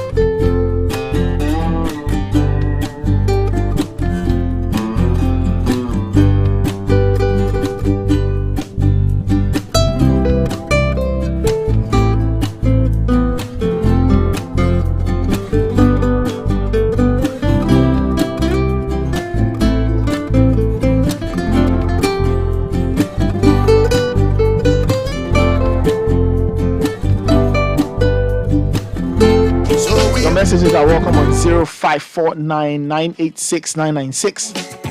Let's get to the line. Let's speak to Enoch Jetia. Enoch Jetia is Executive Director of the Ghana National Council of Private Schools. Maybe we'll get a better understanding of maybe why they've increased the fees, what their plans are for the coming year, how are they going to ensure value for money. I'm sure this interview will be of interest to a lot of parents. Mr. Jetia, good morning. Welcome to the City Breakfast Show and Happy New Year to you. Good morning, Mensa, and let me also use this opportunity to wish you and your cherished listeners this morning a happy New Year in return. This morning we've been having a conversation and we've been asking parents or listeners to send us, their own impressions of the new school term. A lot of them are saying that the fees have gone up by a huge margin. Some of them don't quite understand why this is happening. A lot of our listeners send their children to private schools. You really are in charge of the group of private schools. Why have the fees gone up, and why have they gone up so drastically between last year and this year? All right, thank you very much for this opportunity. And I know, as you said, this interview is going to be of a great help to most of the parents and even the entire general public of Ghana. As you know, let me give the listeners the legal backing of school fees that the private schools take. The 1992 Constitution, Article 25, Clause 2, actually highlights two major key rights that the private schools enjoy. And also, if those rights are not being carefully, let's say, protected, upon which someone could easily also take that private school on in terms of any legal action. The Constitution made it very clear that private schools enjoy the right of establishment and the right of maintenance. And as part of the maintenance, it is upon that the private schools take school fees. The total jargon name, I mean the collective noun, which we mostly call the school fees, can be broken down into so many aspects. We do have feeding fee, we feed the children. We do have the operational costs, the tuition fee, the teachers' allowances and let's say salaries that are being paid are also considered in that school fees. Tables and chairs, learning materials, all these are materials or let's say operational activities upon which we sum it together in view of maintaining the school as a school fees for the parents to pay. The underlying factor is that private schools are not importers. We don't import most of these things in the school. We work with other third parties. For instance, the textbooks publishers will publish their books and then sell it to us. Manufacturers of tables and chairs, TLMs and all these people who do these activities upon which they will import it from other countries, and then based on the rate as at then we also do a markup in terms of maintaining the school, and it's more or less like a profit view also. If you look at the current situation, the culture of private education has been that mostly it is the third term, the beginning of the first term, that we do increase school fees. It will be hardly for you to listen or let's say get to the point that a parent will be asked to pay an increment of school fees in the second term or third term. But consultatively and consultations mostly start basically on the third term. During the time the private schools were about to vacate, a communique came out around somewhere in November from the council, where we admonish most all the private schools to consult their parents and also their major stakeholders, i.e. textbooks publishers and all that, get these bills. And then, based on that, they can engage their parents and let them know the amount that they are supposed to pay beginning of this academic year, of which record shows that majority of the schools adhere to that directives. And as at that time, the dollar rate upon which most of the schools, most of the suppliers, the service providers that work with the private schools furnish their bills was in the high speed, and we know that is a fact in Ghana. So that was the determining factor. When the dollar came down, we also informed the schools to do readjustments by way of contacting their service providers and let us know the position.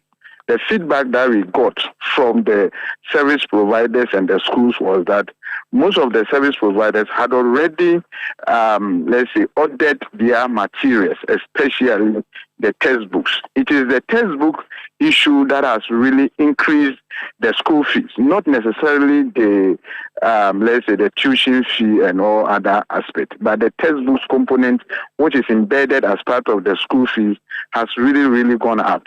And the reason being that majority, almost all the textbooks that we use in Ghana are being published and printed outside. what I mean is that the printing cost outside and the shipment and all that comes to really the private schools for us to bear. So that is the major circumstance. So you're saying that because the prices of textbooks, and before we continue, my name is Nathan, by the way, so that's just for the record.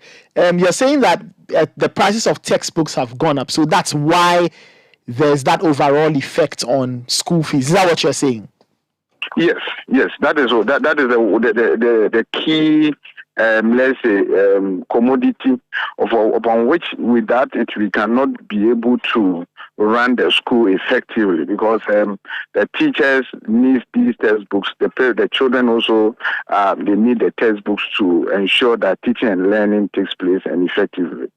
Have you had a conversation with your members in respect of, for example, knowing that there's an increase? For a lot of parents, maybe they are not ready for that increase, or they just can't seem to get around this increase, but they still want to educate their children. Have you had a conversation with your members to figure out what they can do to help cushion the burden on parents, maybe figuring out a payment plan, that kind of thing, so that parents can still educate their children but still do so relatively comfortably while paying, a lot of these fees?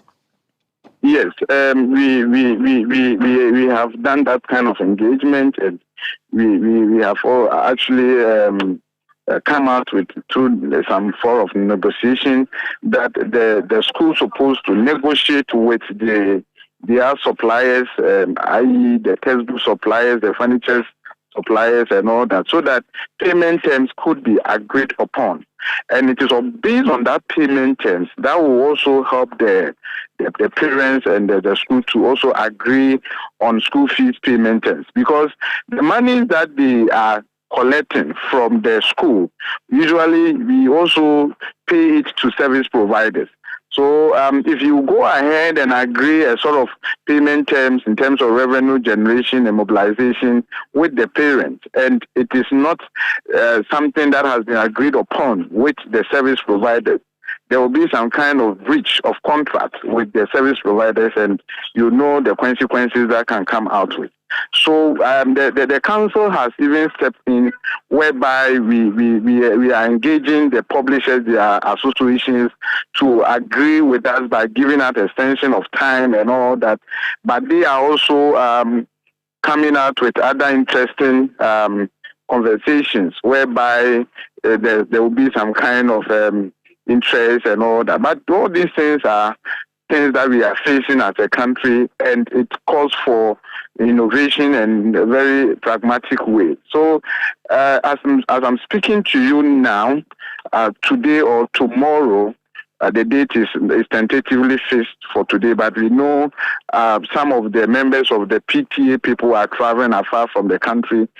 We will be meeting the PTA council so that we can have a better understanding of their issues, and then we can also present our issues as a private school. And if there need be, we involve our service providers so that we all can easily understand the situation the country is going on, because we believe that the child education is paramount. And one thing we will assure the general public is that we are not going to do anything that would definitely be a stumbling block or a hindrance to the development and the delivery of education to parents who have chosen to educate their children in the private schools. All right, thank you so much for your time. That was Enoch Jetia, Executive Director of the Ghana National Council of Private Schools. So he says, yes, they've told their members to try and work out maybe payment plans or some kind of arrangement to ease the burden on parents. I hope the schools will follow, and I hope the schools will respect this, because parents want their children educated. Yeah, the cost is high. So figure out something that helps, that helps parents. It's more, it's more of an appeal or a suggestion than a demand or a mandatory thing. It's still up to the discretion of the schools. And from what he was saying, a lot of it has to do with foreign inputs, should we say. So materials that they import. I mean, that's what he's saying. I don't know. But again, it boils down to choice and affordability for the parent. In this case, the decision is the parents to make. Can I afford this school? Fine, of If I cannot, because there are some people who, as we are here lamenting on some of the fees, they don't have a problem. You know, there are some who have no problem paying 20,000 cedis a term for their child. 20? Or more. Or more. 20? You know, Or more. And those schools have waiting lists. Do you understand? So again, it boils down to choice, what you can afford and what you want for your child and how far you're willing to go to pay that money, which is why it's difficult to say, you know, there should be some kind of limit or threshold for a private school because it's about demand. It's about demand. If there are once there are parents who are willing to pay that, and as Godfred said, some of them the classes are packed, there are waiting lists, they will continue to operate and charge. And for those of us who can't afford it, we will find other options to send our kids. It's the same abroad. There are people who can send their kids to Eton. There are people who can't. And, you know, that's just the way it is. That's the way the cookie Unfortunately, but that's just the way it is. Still listening to the City Breakfast Show. A few comments have come in. Remember that at 9, we'll give you day 3 of week 2 of our Effective Living series. Day 3, week 2. Today, we are talking to Amos Kevin Annan on your love language. So yeah, that's what we'll be talking about today on the Effective Living series. It airs at 9 a.m. So please take and stay and get some good education. On the downside of life, though, if your loved one passes on, it could be quite disturbing, and you may want to give them a good bye-bye. That's why you need to speak to the Lashibi Funeral Homes and Crematorium. They've been doing this for 21 years, so which means that if something happens, they'll be there to support you. You can give them a call on 0509 542 409 or send an email info@lashibifuneralhomes.com. You can also visit their website lashibifuneralhomes.com for more info. Lashibi Funeral Homes and Crematorium, dignity for the deceased, comfort for the bereaved. And Heritage Christian College is at Amasaman behind the Olympic Stadium, is accredited by GTech, affiliated to KNUST. So if you have a child who's going to uni, you can consider taking them to Heritage Christian College. They've got BBA programs, BSc Information Technology, Bachelor of Theology, tutorials for professional programs. They've got media and IT short courses as well. If you have some downtime or your child has some downtime or you want them to learn something to fill a gap, you can enter using your WASI, ABC, GBC, HND diploma top-up, mature 25 years or above. Contact them on 0547 777 or 0202 298 399 or dial star 789 star 300 hash to purchase an online serial number or apply at hcuc.edu.gh, and there's a 50% tuition waiver for all January 2023 fresh students. Heritage Christian College offering world-class university education and training compassionate entrepreneurial leaders.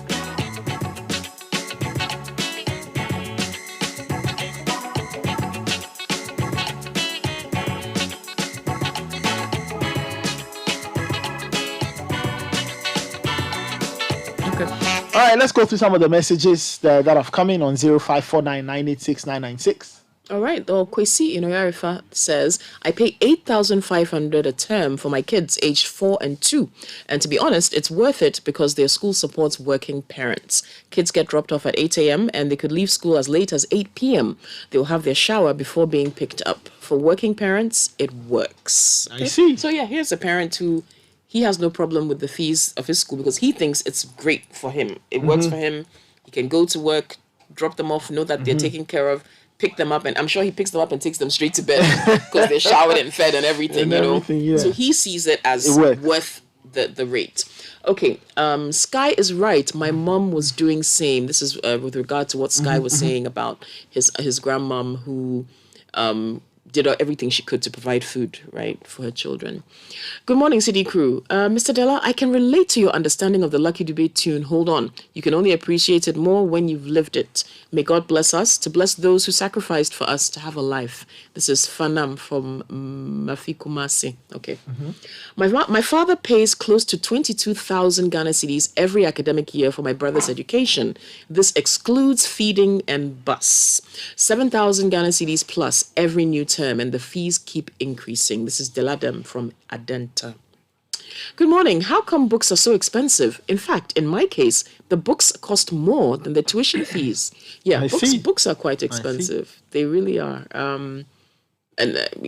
Maybe we can talk to someone at NACA or someone, who just to explain the cost, because they do cost quite a bit. Honestly, Nathan, the books, the exercise books, textbooks, it's a lot. But then for the exercise books, are they made here?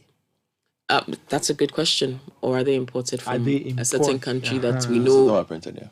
Some. Okay. So if they are printed These days here, they print. They print a lot of. They mean the exercise books. Exercise books, you mean? Yeah, Yes. exercise books are printed here. All of them. Most of them. Exercise And books, then the textbooks. Yeah. Some of the textbooks, of course, are I think I know imported. because Some the are publishers printed. are printed. yeah, the In publishers fact, are really strong. There was a deliberate push for that to be Yes, a yes. Ghanaian That's I know. thing. So we know that yes, textbooks, etc., should be from here. I think for international schools or the schools that run international curricula, perhaps they have more imported learning materials just because of the nature of the curricula that they offer. So maybe there's a difference with that. And then one caller was mentioning the Oxford book series. Those may not be printed. I'm not sure.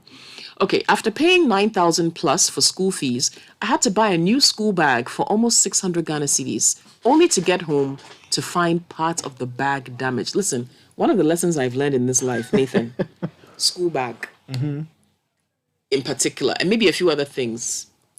Don't go for the Listen. They'll make you regret it, like you said, the next day. And when you see them dragging it, The things they do to their school. You have to buy a hardy one. Oh, you have to buy a Charlie. Yeah, just a hardy one, nothing fancy, especially for the boys. This time I took them to China. But They got some hardy ones. steady, hardy ones. But also, Nothing fancy. The And schools also, they just load the kits. Like Yes. the kits are, and that also Yes. affects the bags. The And bags. because The weight of the books. Carrying 8-9 books, second grade. It's a lot.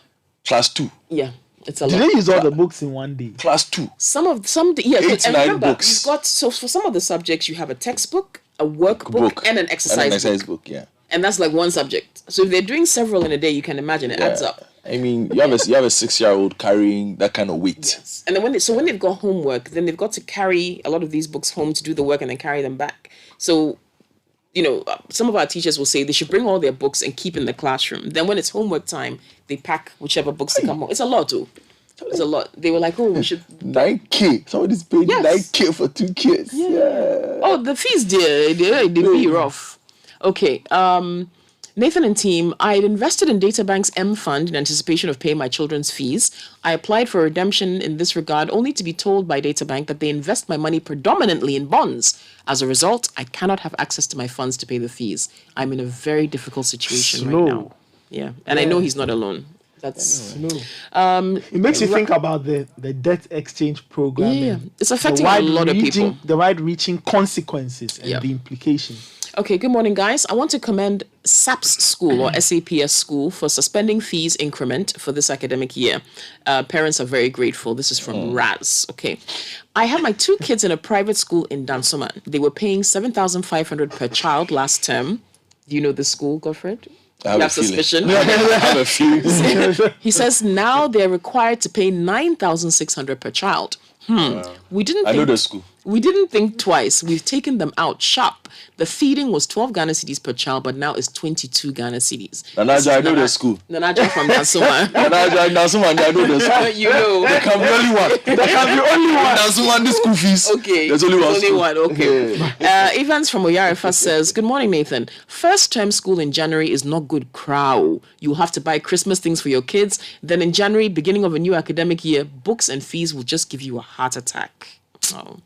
City team, this is Abna from Tema. I'm paying 9,000 in tuition for a set of twins in grade 1.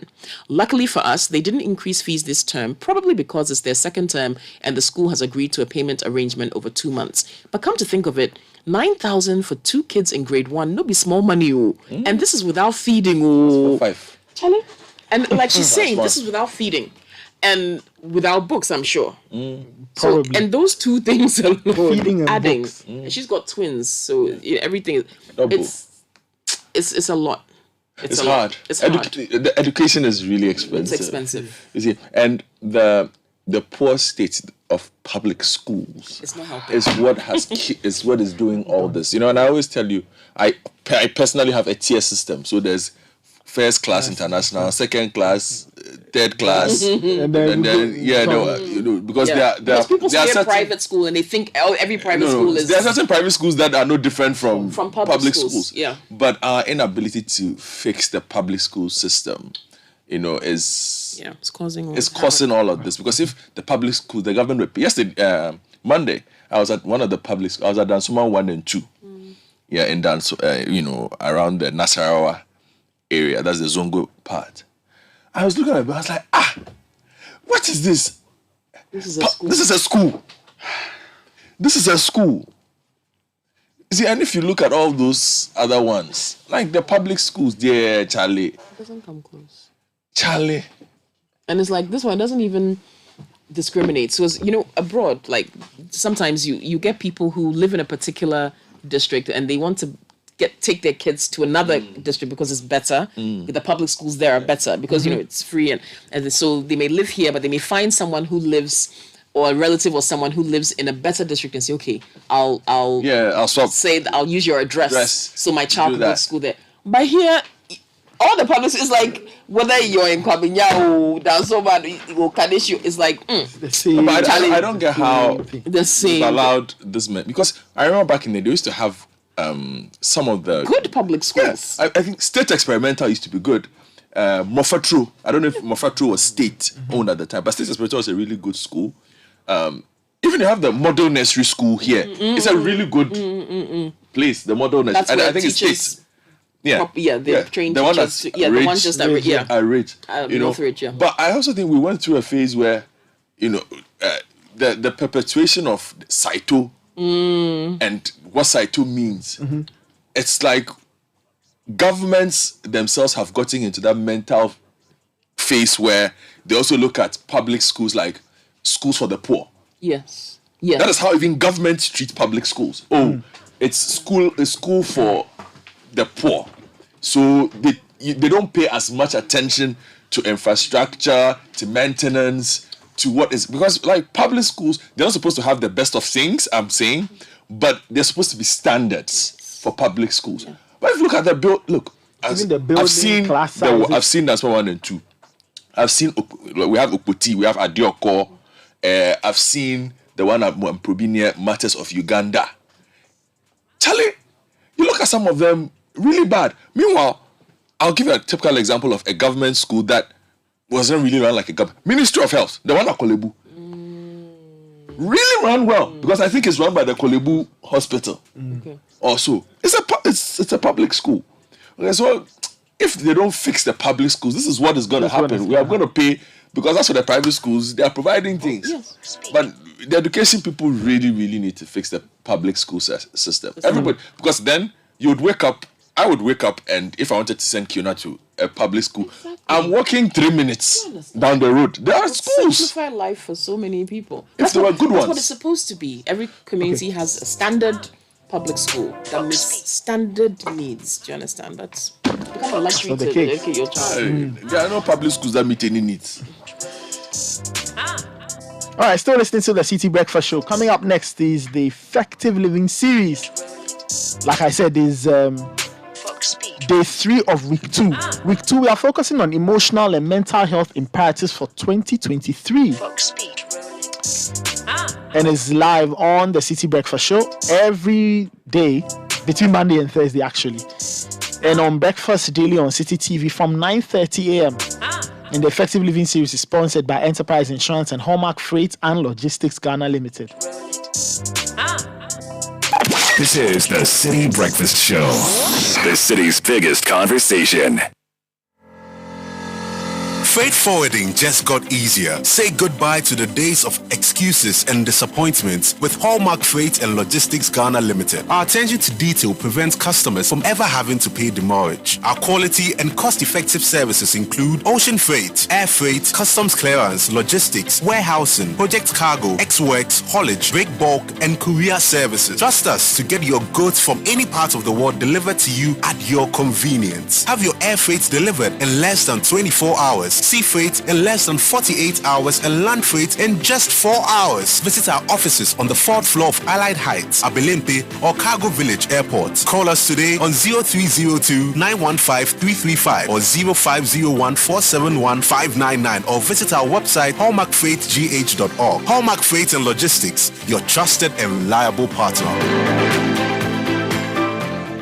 1xBet. Easy betting, easy winnings. 1xBet.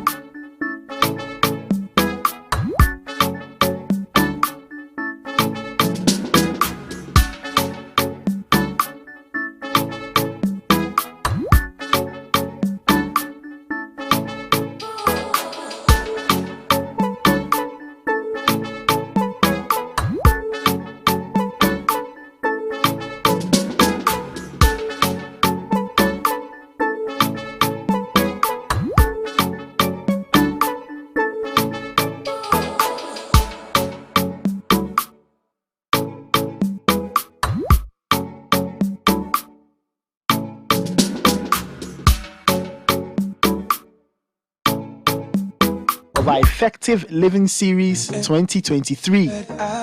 This week we are talking emotional and mental health imperatives for 2023, and this morning we are speaking with Amos Kevinanan, CEO of Hearts and Habits Foundation, and he is sharing some great insights on understanding your love language. This is part of our Effective Living Series on the City Breakfast Show every day between Monday and Thursday at 9 a.m. So let's listen to Amos Kevinanan, CEO of Hearts and Habits Foundation, talking about understanding your love language.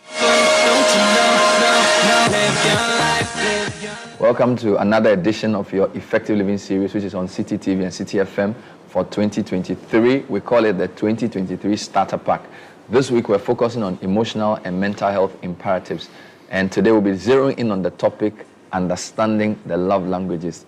My guest is a friend of the station. In fact, he is a regular panelist, sometimes co-host of the Saturday morning Farm Life program. He also appears on multiple media platforms, speaking to distinct groups on relationships, healthy living, and all of those things. Amos Kevinanan is my guest. Amos, welcome. Thank you. It's good to see you. Good to see you. I've been competing. Good. I know you do youth, you do couples, you do singles. Are those the three main areas of your focus? Well, more than that, we also have something for men. Okay. Mobilizing males is what we do, and our intention is to reach out to men, create a safe space for them to be vulnerable without feeling threatened. Because sometimes people think vulnerability is a vice, but we have to show them that it's a virtue. Then we also have Singles in 3D, which focuses on reaching singles who are dating, singles in a state of dilemma, and singles who are also in a place of decision making. Hence the 3D. Dating, dilemma, decision making. Yeah. I see. Why do you break the relationships into those parts? So there's youth, there's singles, there's men, there's women, there's couples. Why is it important to do those compartments? Well, for now, I think that whenever you are reaching out to individuals like the clusters we have, they have distinct needs. They also have common strands that are similar to each other. But whilst we reach out to their similarities, we also create the dissimilarities and give it attention. So, for instance, the women's one is called Females in Fellowship Hangout. That brings women together, and it focuses on 3 areas: their rights, their responsibilities, and the concept of royalty. Yeah, so that's what it does. Then we go to our couples project, Creative Couples. Conclave is the meeting, but the whole group now is global, Creative Couples Global, because we had chapters in Dubai, UK, US, Australia. We are now targeting Western Europe, and then we have the Ghana and the African group. So we merged it into one Creative Couples Global, so that it's a global family. And it's a place that I'm not there to tell them how to marry. I'm there for us to learn from each other. What is the key to having a healthy relationship? Well, a healthy relationship is what helps us to build our sense of humanity. I like something from the East Africans. They say a human being is a human being because of other human beings. And so relationship first with yourself, with the ecosystem around you. And within the ecosystem, there are individuals who are in the ecosystem, starting from your primary caregivers, which will be your parents, to persons you would date or have a romantic relationship with, to your colleagues in the office, to persons you are learning with, that's in the field of studies, to places where you socialize or interact, where you conduct businesses. So you notice that around an individual, it's a complex web of relationships. And for the person to be able to relate with these complex, web, they have to first be able to relate to themselves. So the issue of identifying who you are, for instance, is key to building a good relationship, because when you have that right, you go into a relationship with anybody and you are not insecure. You are not seeking to override them or undercut them. So we need people who are confident in themselves and also have developed the soft skills to engage others without feeling intimidated. Wow. And this starts as early as infancy? Oh, yes. In fact, there's a neonatal part of it, pregnancy, how to communicate with the unborn fetus, because they said if it's not born, it's fetus, but when they are born, it's a baby. So it's important. I learned this way back when my wife was pregnant, and I had gone to Kenya. There's what they call the Kenya National Center for Nursery Education, NACESE, and I met 2 women, Anne Njenga and Margaret Kabiru, and they introduced me to brain development of children and how to stimulate children even when they were in the womb. So I started communicating with my daughter when she was in the womb. Wow. There were specific sounds I will make, and the fetus will respond. And my wife would say, stop that, because she will feel the throbbing there, And I was doing a lot of reading on the World Bank website, because they had this hyperlink on early childhood development. And in there, they had a lot of resources and research that had been done, and I was feeding on that like a scavenger. Interesting. I see. So healthy relationships cut across, and you never outgrow it. No. It's a lifetime calling. I mean, to develop a relationship with all these complex web that I've mentioned, it's something that never ends. I mean, the more you read on the subject, the more you discover that you didn't know. Interesting. Wow. So let's come to the 5 love languages. I decided to pick that because I feel it's something people ask me about, and it's something that is fairly of interest. So when we talk about the love languages, who developed this, and what's the background? I mean, Gary Chapman, after 30 years of counseling couples, there's a pastor in the Baptist Church in the U.S., and he observed that a lot of them were struggling in terms of their love communication. And so he started doing some research in the area with the people that he had worked over the period. So somewhere around between 1992-95, he published it into writing. Okay. And now they've had several other versions of it. Love language for men, for women, for children, for teenagers, and what have you. But the beautiful thing is this, that it shows you how we receive love and how we also render love. Those two are very important, because in it comes how you experience love from other people and how you yourself express love to others. So Gary's work spans that period, and it's still very relevant in the field of academia and in social science and in relational care. So it's actually possible that the way you receive love or prefer to receive it is different from the way you express it. Exactly, exactly.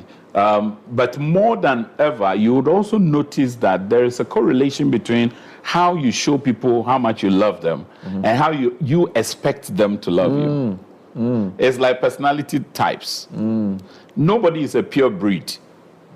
Nobody is a pure breed. So if you talk about sanguine, choleric, melancholy, phlegmatic, and the likes, and then the supine personality, you will discover that nobody is thoroughbred sanguine. You are sanguine with something, but usually you are described by your dominant trait. In much the same way, all the studies I've done on the love language, I discovered that nobody has a pure breed of a particular language. I call it dialect because I like that to bring it to our context as Ghanaians. We have several dialects. So for instance, I'm married to Sister Soso, and so I'm working with this colleague in the office, and the person speaks a dialect of service. And I'm trying to use words of affirmation. So when the guy comes or the lady comes to the office, you compliment them by the way they look, how they're dressed, or their attitude. But they don't really see that. It doesn't resonate with them because they are wired for service. Wow. So your words of affirmation to them is like scratching where I'm not itching. And you haven't done much, even though in you are putting in a lot of effort to render that. But the recipient isn't feeling anything, isn't connecting with what you're doing. So you're actually not doing anything for them. Wow. And that is why in a relation setting or even in the work setting, you can express your love to another all you can. Yet the other party, who is a recipient, doesn't feel loved. That is wild. And that can be frustrating. This is the Effective Living series. We're talking emotional and mental health. This is week 2. My guest is Amos Kevin Annan. And we are just beginning to explore what we call the 5 love languages. Says Gary Chapman, after 30 years of counseling and teaching, came up with these. You know, we are ahead of ourselves. You didn't even give us the 5. So what are the 5 love languages? All right, okay. So Gary discovered that some people's one is physical touch. Okay. There is gift giving or gift receiving. Okay. There's words of affirmation. There is quality time. And there is gift. Have I repeated myself? So physical touch. Yes.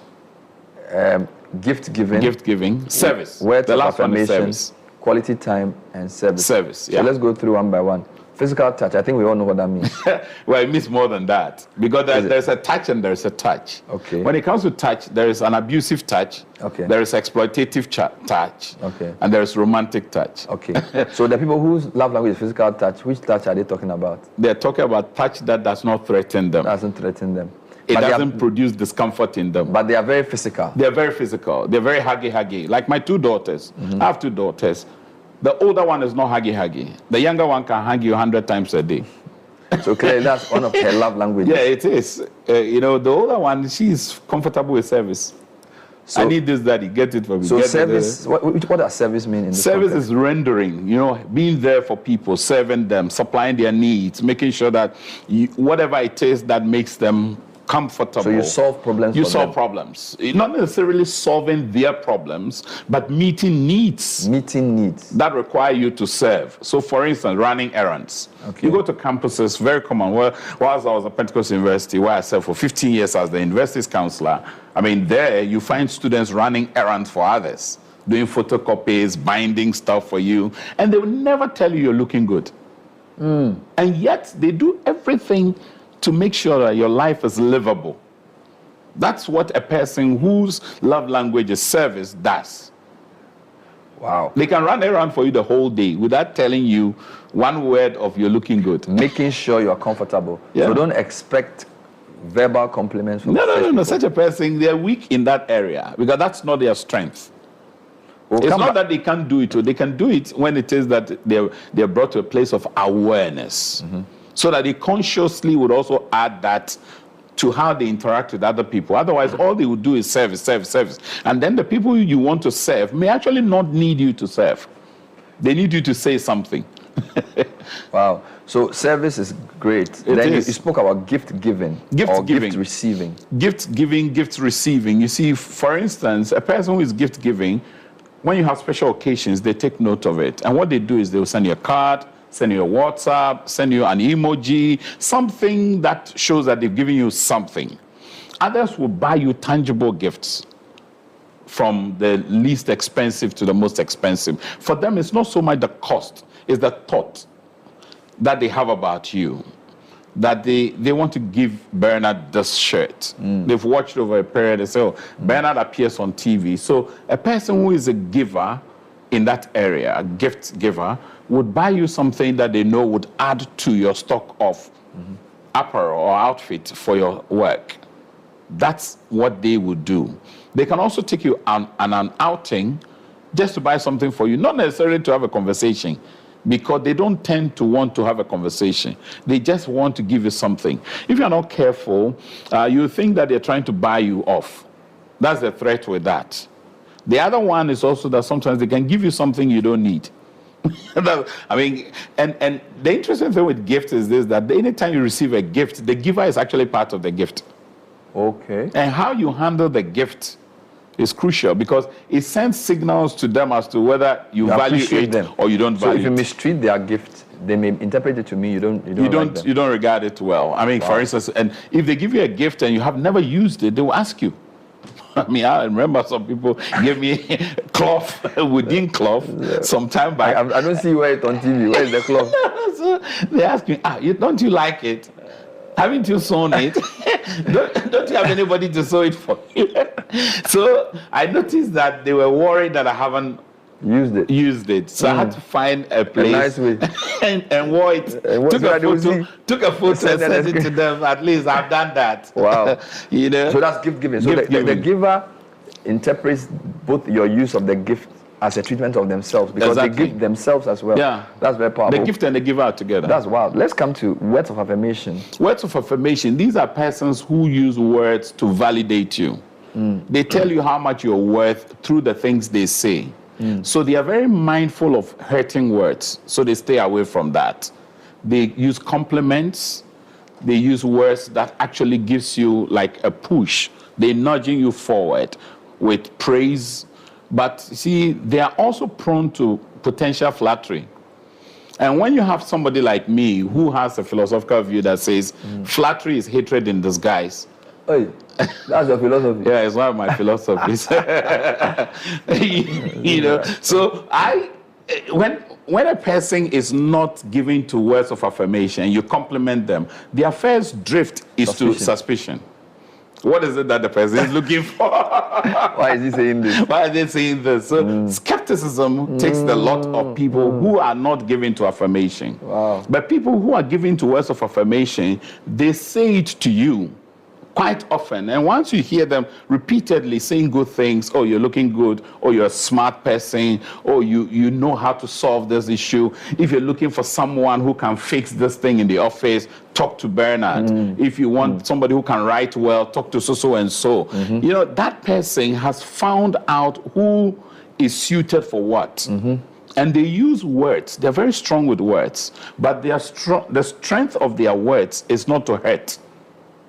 but to help you. So that's the advantage with words of affirmation. Yeah. And then quality time. Quality time. You see, those individuals are persons who are there for you. And it's not usually the length of the time, it's the quality of the engagement. So it could be a brief moment, but it's a memorable one. They treat you queenly or keenly and make you know that they are giving you full attention. So hardly would you find somebody who gives you quality time on their phone and they say, talk, I'm listening. They will never do that because for them, eye contact is key. So when they're with you, they are engaging you. They are really into their nodding. They are drifting forward. Sometimes they go backwards. Their facial expression, and then also sometimes their contact also would indicate that this persons, they are using these skills to convey same. And it's important that we all understand that people are different. And therefore, for as long as we remain different, we would express and experience love differently. These are very revealing truths you're bringing out. So physical touch, gift giving, words of affirmation, service, and quality time. One of the things that baffles me is when you said it's possible to be a giver or it's possible to express your love in one of these languages, but your reception is different. I find that baffling. That's the reality. So, for example, if my love language is giving, you're saying that even though I like giving things to people to show I love them, I may not necessarily think that by you giving me things, you are showing me you love me. At all. That is remarkable. You know, and that is why we have to study one another. So your colleagues in the office, you've got to watch them closely. Sometimes they can verbalize what it is they expect. Other times they may not even be aware that this is how they're wired. It would take some other individuals to give them that feedback. The question will be whether they are willing and ready to be that open to receive the feedback without an iota of skepticism or scorn. Because sometimes people can be very cynical when you're giving them such feedbacks. I mean, for my wife, when I met her, gift giving was my main mode of expressing love. But I realized that she preferred quality time and words of affirmation. And it took me probably half of the relationship to discover that. That's the reality. And where I sit, because I moderate and mediate in many marital and relational issues, I have seen people who are loving. They are loving. Look, one guy took his wife abroad. 3 nations, Paris, Belgium, and the Netherlands. Hey. The woman came back and said, that's not what matters. I mean, I'm telling you, somebody would die for that. Why? Because the guy was not there. Oh. She went on the holiday alone. She wants quality time. She wants quality time, and quality time is defined in the presence. So you have to be with me. You have to be there. Don't send me to Dubai. No. With and don't come when I don't need you. That's the thing with those with quality time. If you are there when they don't need you, you become a nuisance to them. Wow. Because you've got to be there when they need you. And how to determine they need you is a mystery. So let's go back to this. So the man gave the woman gifts, and the woman wanted quality time. Quality time. But a lot of people don't tell you what they want. That's the thing. So is this something that you discuss in a relationship, or is this something you discover through experience? So, for instance, parents can observe their children, like I've observed my daughters. I've noticed where this one leans, where the other leans. So my relationship with them is actually within the space of their comfort, not in their discomfort. And you notice that they do likewise towards me. And they relate with me differently. Look, the younger one, there's nothing I would do without her passing a comment. When I dress, when I do anything, I appear on radio, TV, she has a comment to make. The older one doesn't care that much. She can do that sporadically, but it's not her main thing. She would rather run errands. Can I do this for you? Can I type this for you? She's doing that. So it's important that parenting notices as early as possible how the children experience and express their love. Now, the other thing also is as you grow, modifications occur depending on the social context in which you find yourself. So I know people who primarily, when they were younger, gifts was a big thing. But as they grew, they have, not that they've lost interest in gifts, they have so much that they don't need gifts. Now they realize that there's something bigger than gifts. So you realize that they're looking for somebody to validate them. You know, so you're saying this can even change? It can change over time. I know people who have taken the love language test just before marriage. And 10 years in marriage, they went back and took the test and they realized their love languages have changed. This is complicated. Like personality. Me, I'm very private. I'm not too public. I mean, until social media, I got into social media space. I love to be in my small corner somewhere. But a lot of people who have engaged me on radio, TV, or public communication will think that I'm an outdoorsy. No, I'm not. Now, this whole Christmas, I've been home. There's no motivation to go out. Wow. I'd rather be there with my home than go out there, unless I have public service, you know. So you pulled me out. Otherwise, I would be hidden in my cave. Wow. This is still Effective Living series, and we're talking to Amos Kevin Annan. Obviously, these discussions are just scratch the surface discussions. There are deeper dives where if he does the Farm Life and other platforms he appears on. But this week, we're focusing on emotional and mental health, and the topic for today is the 5 love languages. If you just tuned in, you are probably, you have a mix of probably one of these 5. Physical touch, gift giving or receiving, words of affirmation, quality time, and then service. A combination of this. Now, Amos says you can be a gift giver, but your love language that you want may not be gift giving. You may want quality time in return, and it's a whole mixture. And he also says that in the same way that the personality types are not like neatly defined individuals, there's no 100% sanguine. There's always a mixture there. There are mixtures here. And then the key point you made was that some of this is discovered because it evolves. So what do you advise people to do before they enter relationships? All right. What I would do is first know who you are and how you're wired. That's you. Now, whoever comes within your space, you should ask them if they've done the love language test. Simply go to www.lovelanguages.com/quiz. And it's not a test as it were with pass and fail. It's a quiz. To discover. So you don't spend a lot of minutes on one question. Otherwise, it'll be like doing an examination. Like you want to blow. You want to pass at all costs. So people should do that. Get whoever you are loving to do that. Whoever is within your working space, because they have an anniversary, you want to bless them. They have a birthday, you want to do something. And they may simply need you to be in their company, just for 5-10 minutes of quality time engaging. It's all they need. They don't require a gift from you. Whereas you may want to buy a gift, but you have to also be sure they would appreciate the gift and use the gift as you expect. That's also the other thing. And then thirdly, I would say that let us be liberal. You see, sometimes we are conclusive on people. I've observed Bernard over a period, so I assume that given the way he does his things, he will be looking for this. Let them actually verbalize same, because you see, if you have expectations of others, those expectations must pass 3 tests. The first one is the disclosure test. The second one is the discussion test. And the third one is the decision-making test. So you have to disclose your expectations. Otherwise, you can't hold anybody to it. You secondly have to discuss the expectations. Otherwise, you can't hold anybody to those expectations. And the third one, decisions must be made around those. And it is the decisions that have been arrived at that we benchmark our choices and decisions and actions. Wow. I see a lot of people in relationship with expectations. They haven't discussed it. They haven't disclosed it. So there was no decision made. So the expectation is unrealistic and unrealized. Leads to frustration. I saw an e-card where they were getting married, and then the lady said, I'll make sure my unrealistic marital expectations will make sure we fail. Oh, Lord. Can you imagine? So disclosure, discussion, decisions. And this is not a one-off. So as you said, it evolves. So pre-marriage, you may have this by 5 years into marriage, things may change. Oh, it will change drastically. That is, and this is not just in marriage relationships. You're talking about in the context of work. So for example, your boss. How do you know?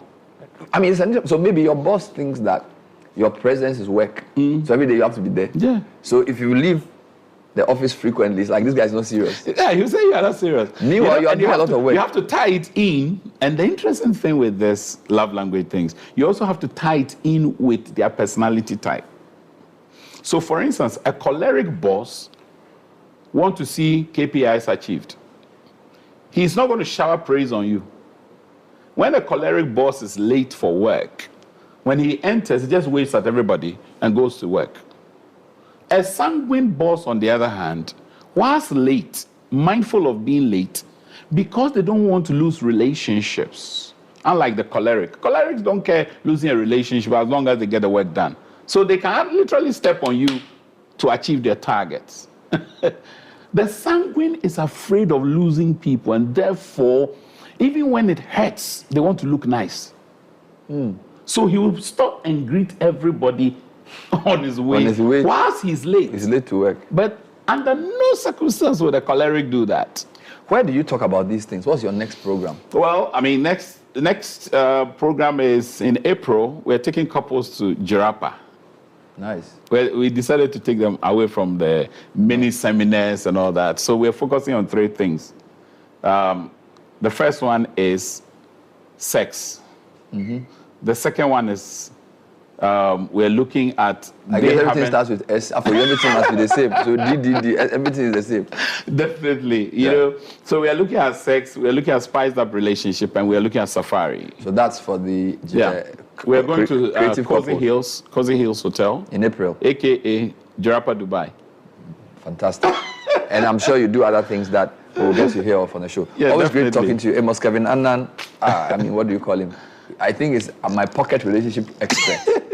Amazing guy, a part of the city team, immediate past deputy youth director of Church of Pentecost, also counselor of Pentecost University College. He's done that in the past. Now he's the global head of the Creative Couples Global. Thank you, Amos. Thank you, too, always Bernard, a pleasure for having having you. me. It's an honor. We hope you learned something. If you want more, get onto the website of Gary Chapman, read his book, and I'm sure you get more. My name is Bernard. We'll be back with another exciting edition next time. Bye-bye. It's beautiful people. Beautiful people. Beautiful people. Beautiful people. So that was day 3 of week 2 of our Effective Living series, the 2023 Starter Pack, Building Back Better. That was Amos Kevin Annan, CEO, Hearts and Habits Foundation, talking about understanding your love language with Bernard Avle. The Effective Living series is sponsored by Enterprise Insurance and Hallmark Freight and Logistics Ghana Limited. We'll serve you another exciting episode tomorrow on the City Breakfast Show from 9 a.m.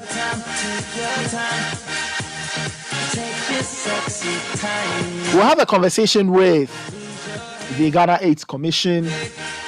We'll continue our regular chats about HIV. Very, very important chats, very knowledgeable chats just to keep you informed. All of that and more happening right after this break. This is the City Breakfast Show. We'll be right back. Don't go anywhere. This is the City Breakfast Show, the city's biggest conversation. Man, I've just been busy.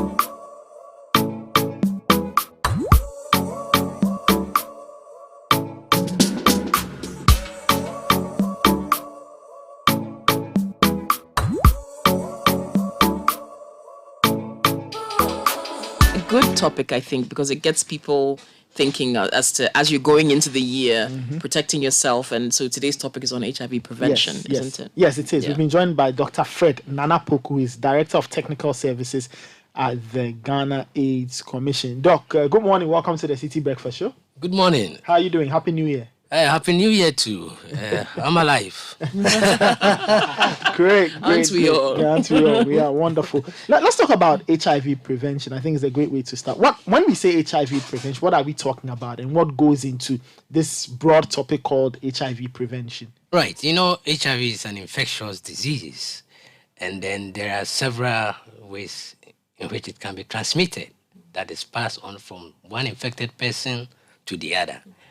So when we talk about prevention, like the word stands, trying to ensure that you don't acquire the infection through whatever means it happens. Okay.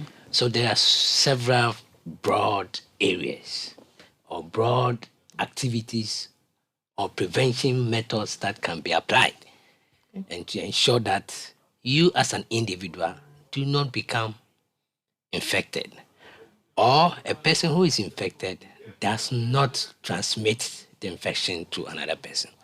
So basically, that is what it is. All right. So what behaviors and practices prevent or minimize HIV infection?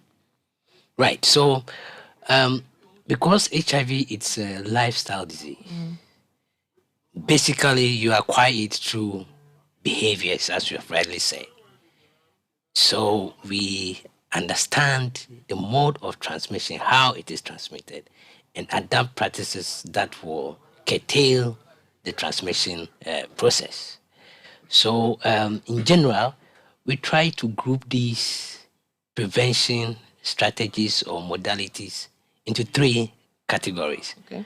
We have the behavioral prevention strategies, we have the structural prevention strategies, and the biomedical prevention strategies. Okay. And these are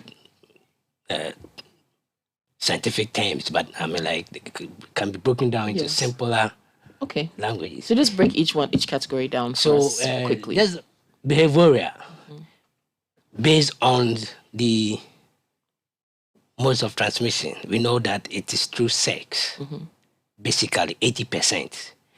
So any behaviors that you do to minimize interaction in sex, right, will also minimize your risks of getting the infection.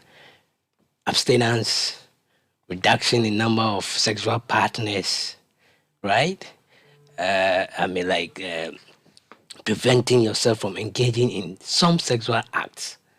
For example, we know that even sexual acts, the most riskiest of the sexual acts that leads to HIV infection is anal sex, right? And then the next is the use of needles, infected needles, okay? And then our normal hetero sexual sexual act between man and woman, penile vaginal, is the third most riskiest aspect of getting the infection. So when you reduce your sexual partners, when you don't engage in anal sex, when you don't share needles with those who inject drugs, right? You reduce, when you use condom, which is a barrier method of prevention, one of the biomedical methods, you reduce your risk of getting the infection. Then we have the structural prevention methods, which is, let's say, environmental based and policy issues, right? Studies have shown that keeping young girls, for example, in school, prevent them from getting HIV. There is a link there. So when you are able to curtail school dropouts for young girls, you are increasing their likelihood not to get infected, right? Other factors, poverty is one of the factors as well, and these are structural barriers. Stigma and discrimination is considered a structural barriers to getting HIV, sexual position of making people get HIV. So when you reduce stigma and discrimination, you reduce the chances that people. So these are overarching surrounding environmental factors that. Then we have the biomedical methods of HIV prevention, right? Which currently we have medication as well that had come on the market, right? The condom is one of the biomedical. Circumcision is one of the biomedical methods, but in Ghana, almost virtually everybody is circumcised. Yes. About 98%, 99%. Yes. But in other countries where circumcision is not the norm, there is a conscious effort to circumcise people as part of the HIV prevention strategies. I see. Now, talking more about the advent of medication as prevention, we have the ARVs, which are used currently as preventive methods.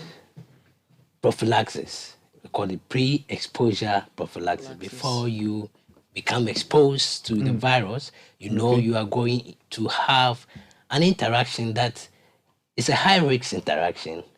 You can have these medicines that will prevent you from getting getting virus. infected. Okay. Right. Now, where can people get these medications?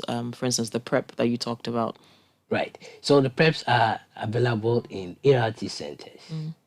ART centers in most of the government facilities. Okay. But currently we offering PrEP, right, to people of high risk, men who have sex with men, female sex workers, intravenous drug users, and then hetero, what we call the discordant couples. Okay. One person is positive, the other is negative. Okay. It is, and then there are other vulnerable populations that are being considered.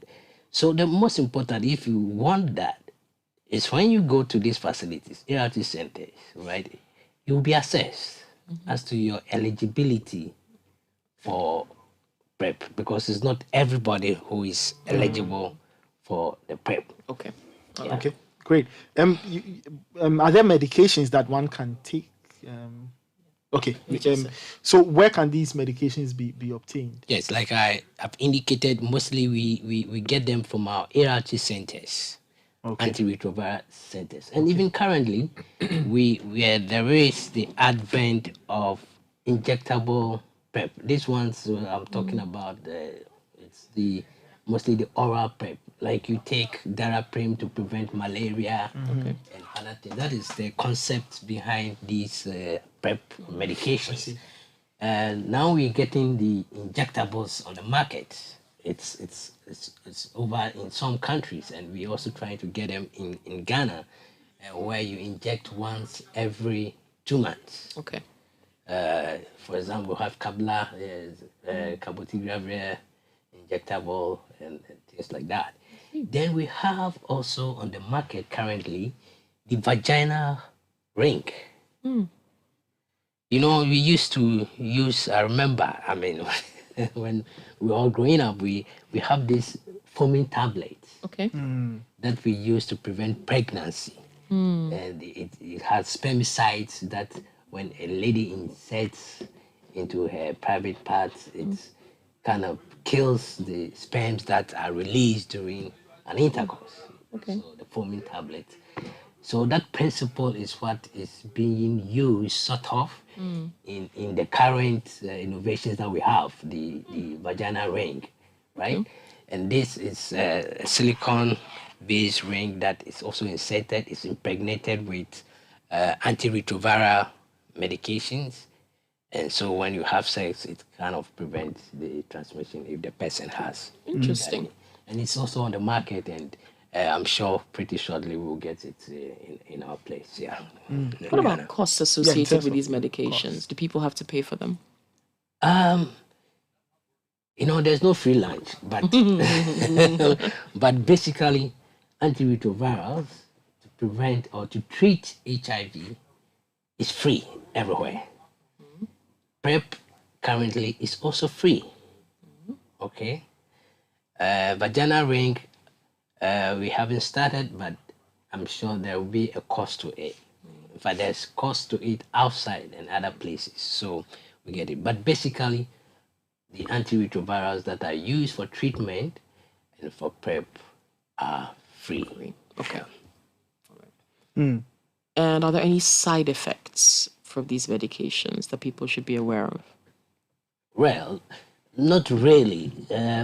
These are well tested and tried medications, but every medication has some effects, right? Which might be undesirable to one person, and it varies from individual to individual.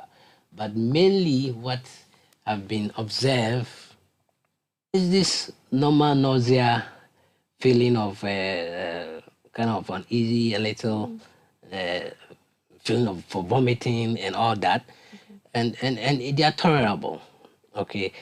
But again, they could be idiosyncratic reactions with different individuals. Right. So when you are experiencing any of these, you quickly have to report to the nearest facility when you are on these medications. Yeah. Great.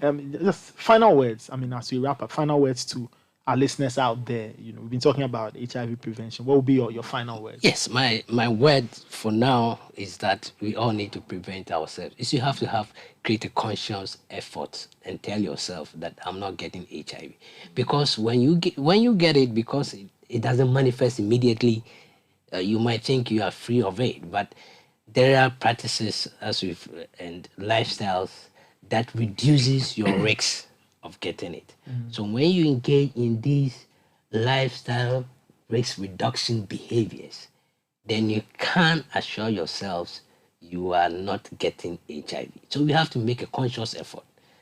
I mean, young people, last year, 2021, we had almost 5,000 new infections among the youth. It's 4,747 or so. And mother-to-child transmission also accounted for almost 3,000 new infections. Oh wow, that's Right? a lot. Yeah, That is so a lot. children being born HIV positive. HIV positive. So we have to be conscious of these things, follow the needed lifestyle modification, the protocols that are given to us when we are pregnant, and then we ensure that we don't increase the HIV burden in Ghana. We want to eliminate HIV and AIDS by the year 2030. Thank you, Doctor. Thank you. That was Dr. Fred Nanapoku, Director of Technical Services at the Ghana AIDS Commission. He was talking to Kokwe and I on HIV prevention. And it's part of our regular chats we have about HIV. Doc, thank you so much for coming. Thank you too. Yes, I think we'll continue the chat. Yes. It should be not only on radio, but in our communities, in our friends, when we meet, let's continue chatting on HIV and let's prevent ourselves from getting infected. Thank you. Enjoy your day. All right.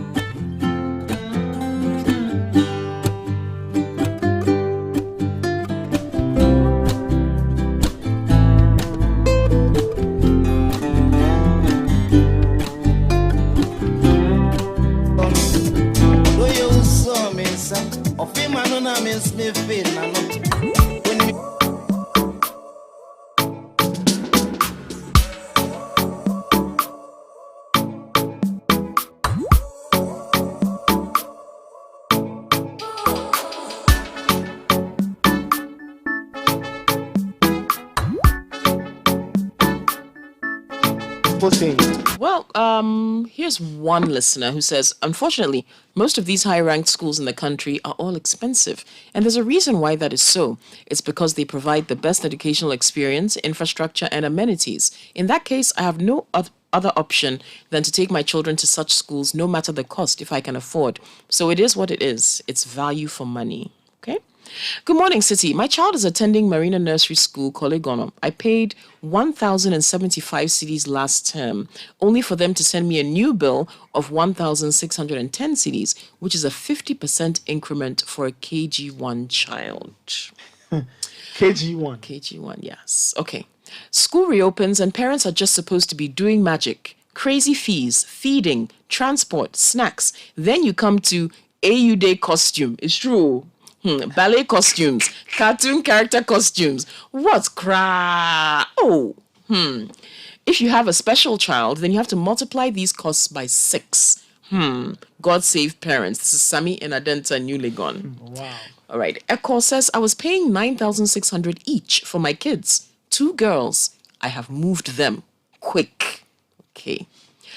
Team City, can the first term be moved to March instead of January? Well, I think the education minister is the one who's going to talk about the calendar. You know, we're still now using January to December as term 1 to 3, calendar. The COVID calendar. We have not yet moved back to first term starting in August, September, you know, which I hope we do, because this one is a bit disconcerting. But what if somebody makes a counter argument and says that this one is easy to follow because it fits in one calendar year? Well, you know that beginning of the year is first term, end of the year is the end of the school year as well.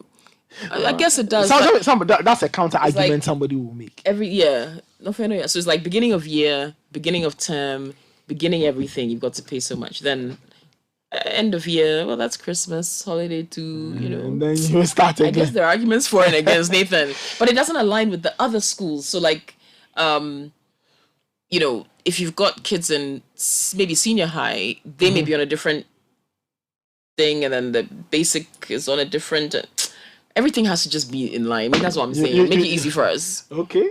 You know, so we know what we're doing. Okay. And then you've got the international schools that are on one calendar and GES schools on a different one. But the international schools, which calendar do they run? They're still on the old one. First term is August, September. They do August, September. First term. So like August. So which means the end of the calendar year is probably end of first term, probably. Yes, for them. Mm-hmm. So this month they are starting second term. So that's around January to about March, April. Exactly, where they have the Easter break and all of that. Then you come back. Third term will end around May. Yeah, maybe end of May. March. Yeah. Okay. So third term probably starts around that time. Around that time, and it will end May, around June, May. July. No, it will end. That's long vac. So they still have long vac. We the GS people, we don't have long vac anymore. Yeah, okay. It's been truncated. Long vac is like 6 weeks. It used to be close to 2 months. Long vac was like it was so long. June, July, then part of August. It was long. So you have vacation class, you know, people get together. No, that one they finished. At least on the GS side. For those on the international school calendar, they still have that. But yeah, so okay. Good morning, team. Please, at this point, let's also praise and motivate the children, from those that have to wake up early with their parents just to beat traffic, to those who walk long distances to school, to those who swim every day to school and back, and those who go to school on an empty stomach. This is Foresight from Athenia who sent that message. Yeah, the children also go through a lot, actually. Yeah. They do. Yeah, the early days and the demands on them as well. It's a lot. And Charlie, they give the kids a lot to do. I mean, aside the classroom work and what they bring home as homework, and as parents, you're also doing extra this, extra that, and tutoring and lessons. Yeah, but you know, if they don't have much to do, they are always a distraction. You see, they mischief finds time for idle always do it. So it's always good that they have something to do. But does that thing always have to be academic? Well, no, it is not always academic, is it? I mean, it doesn't have to. Yeah, it doesn't have to be. Kids will always be kids, so they need to play at some point. Yes. Do some things. I'm all for the play part. But learning through play. I mean, I wish in GS schools, I wish there was more time for creative arts, sports. It's important. You know, it's important. But a lot of parents, or not a lot, some parents don't like to see their children not so every time. And I'm saying that sometimes you need to allow them to run around and just play. You know, sometimes the play they are involved in. That's the type of play you think. Type of play. Maybe, sometimes but they need that some kind of these are very well. extreme. Sometimes they are reasonable. Where they are reasonable, why not? You allow let them play football. You know, you see, previously. Let them run around. And let's not forget, they actually need exercise. They need exercise. But where are the parks these days? So wait. That's another conversation too. Anyway, Nathalie Ajahu is here. Ajahu. Mrs. Pronounce Ajahu. it again. Ajahu. Ajahu. Yeah. All right, that's our CBS for the morning. Now that Mrs. Ajahu is here, that's our cue to leave. Thank you, Kokri. Thank you, Richard. Godfrey was here earlier. And the show produced by Fred Jabano, Caleb Kuda. We have carried Nathalie away. Supported us on technical. So, yeah, my name is Nathan Kwa. I sat in for Bernard. We are back tomorrow with another exciting episode of the City Breakfast Show. Let's take the news at 10. With Nathalie Ajahu. Ajahu.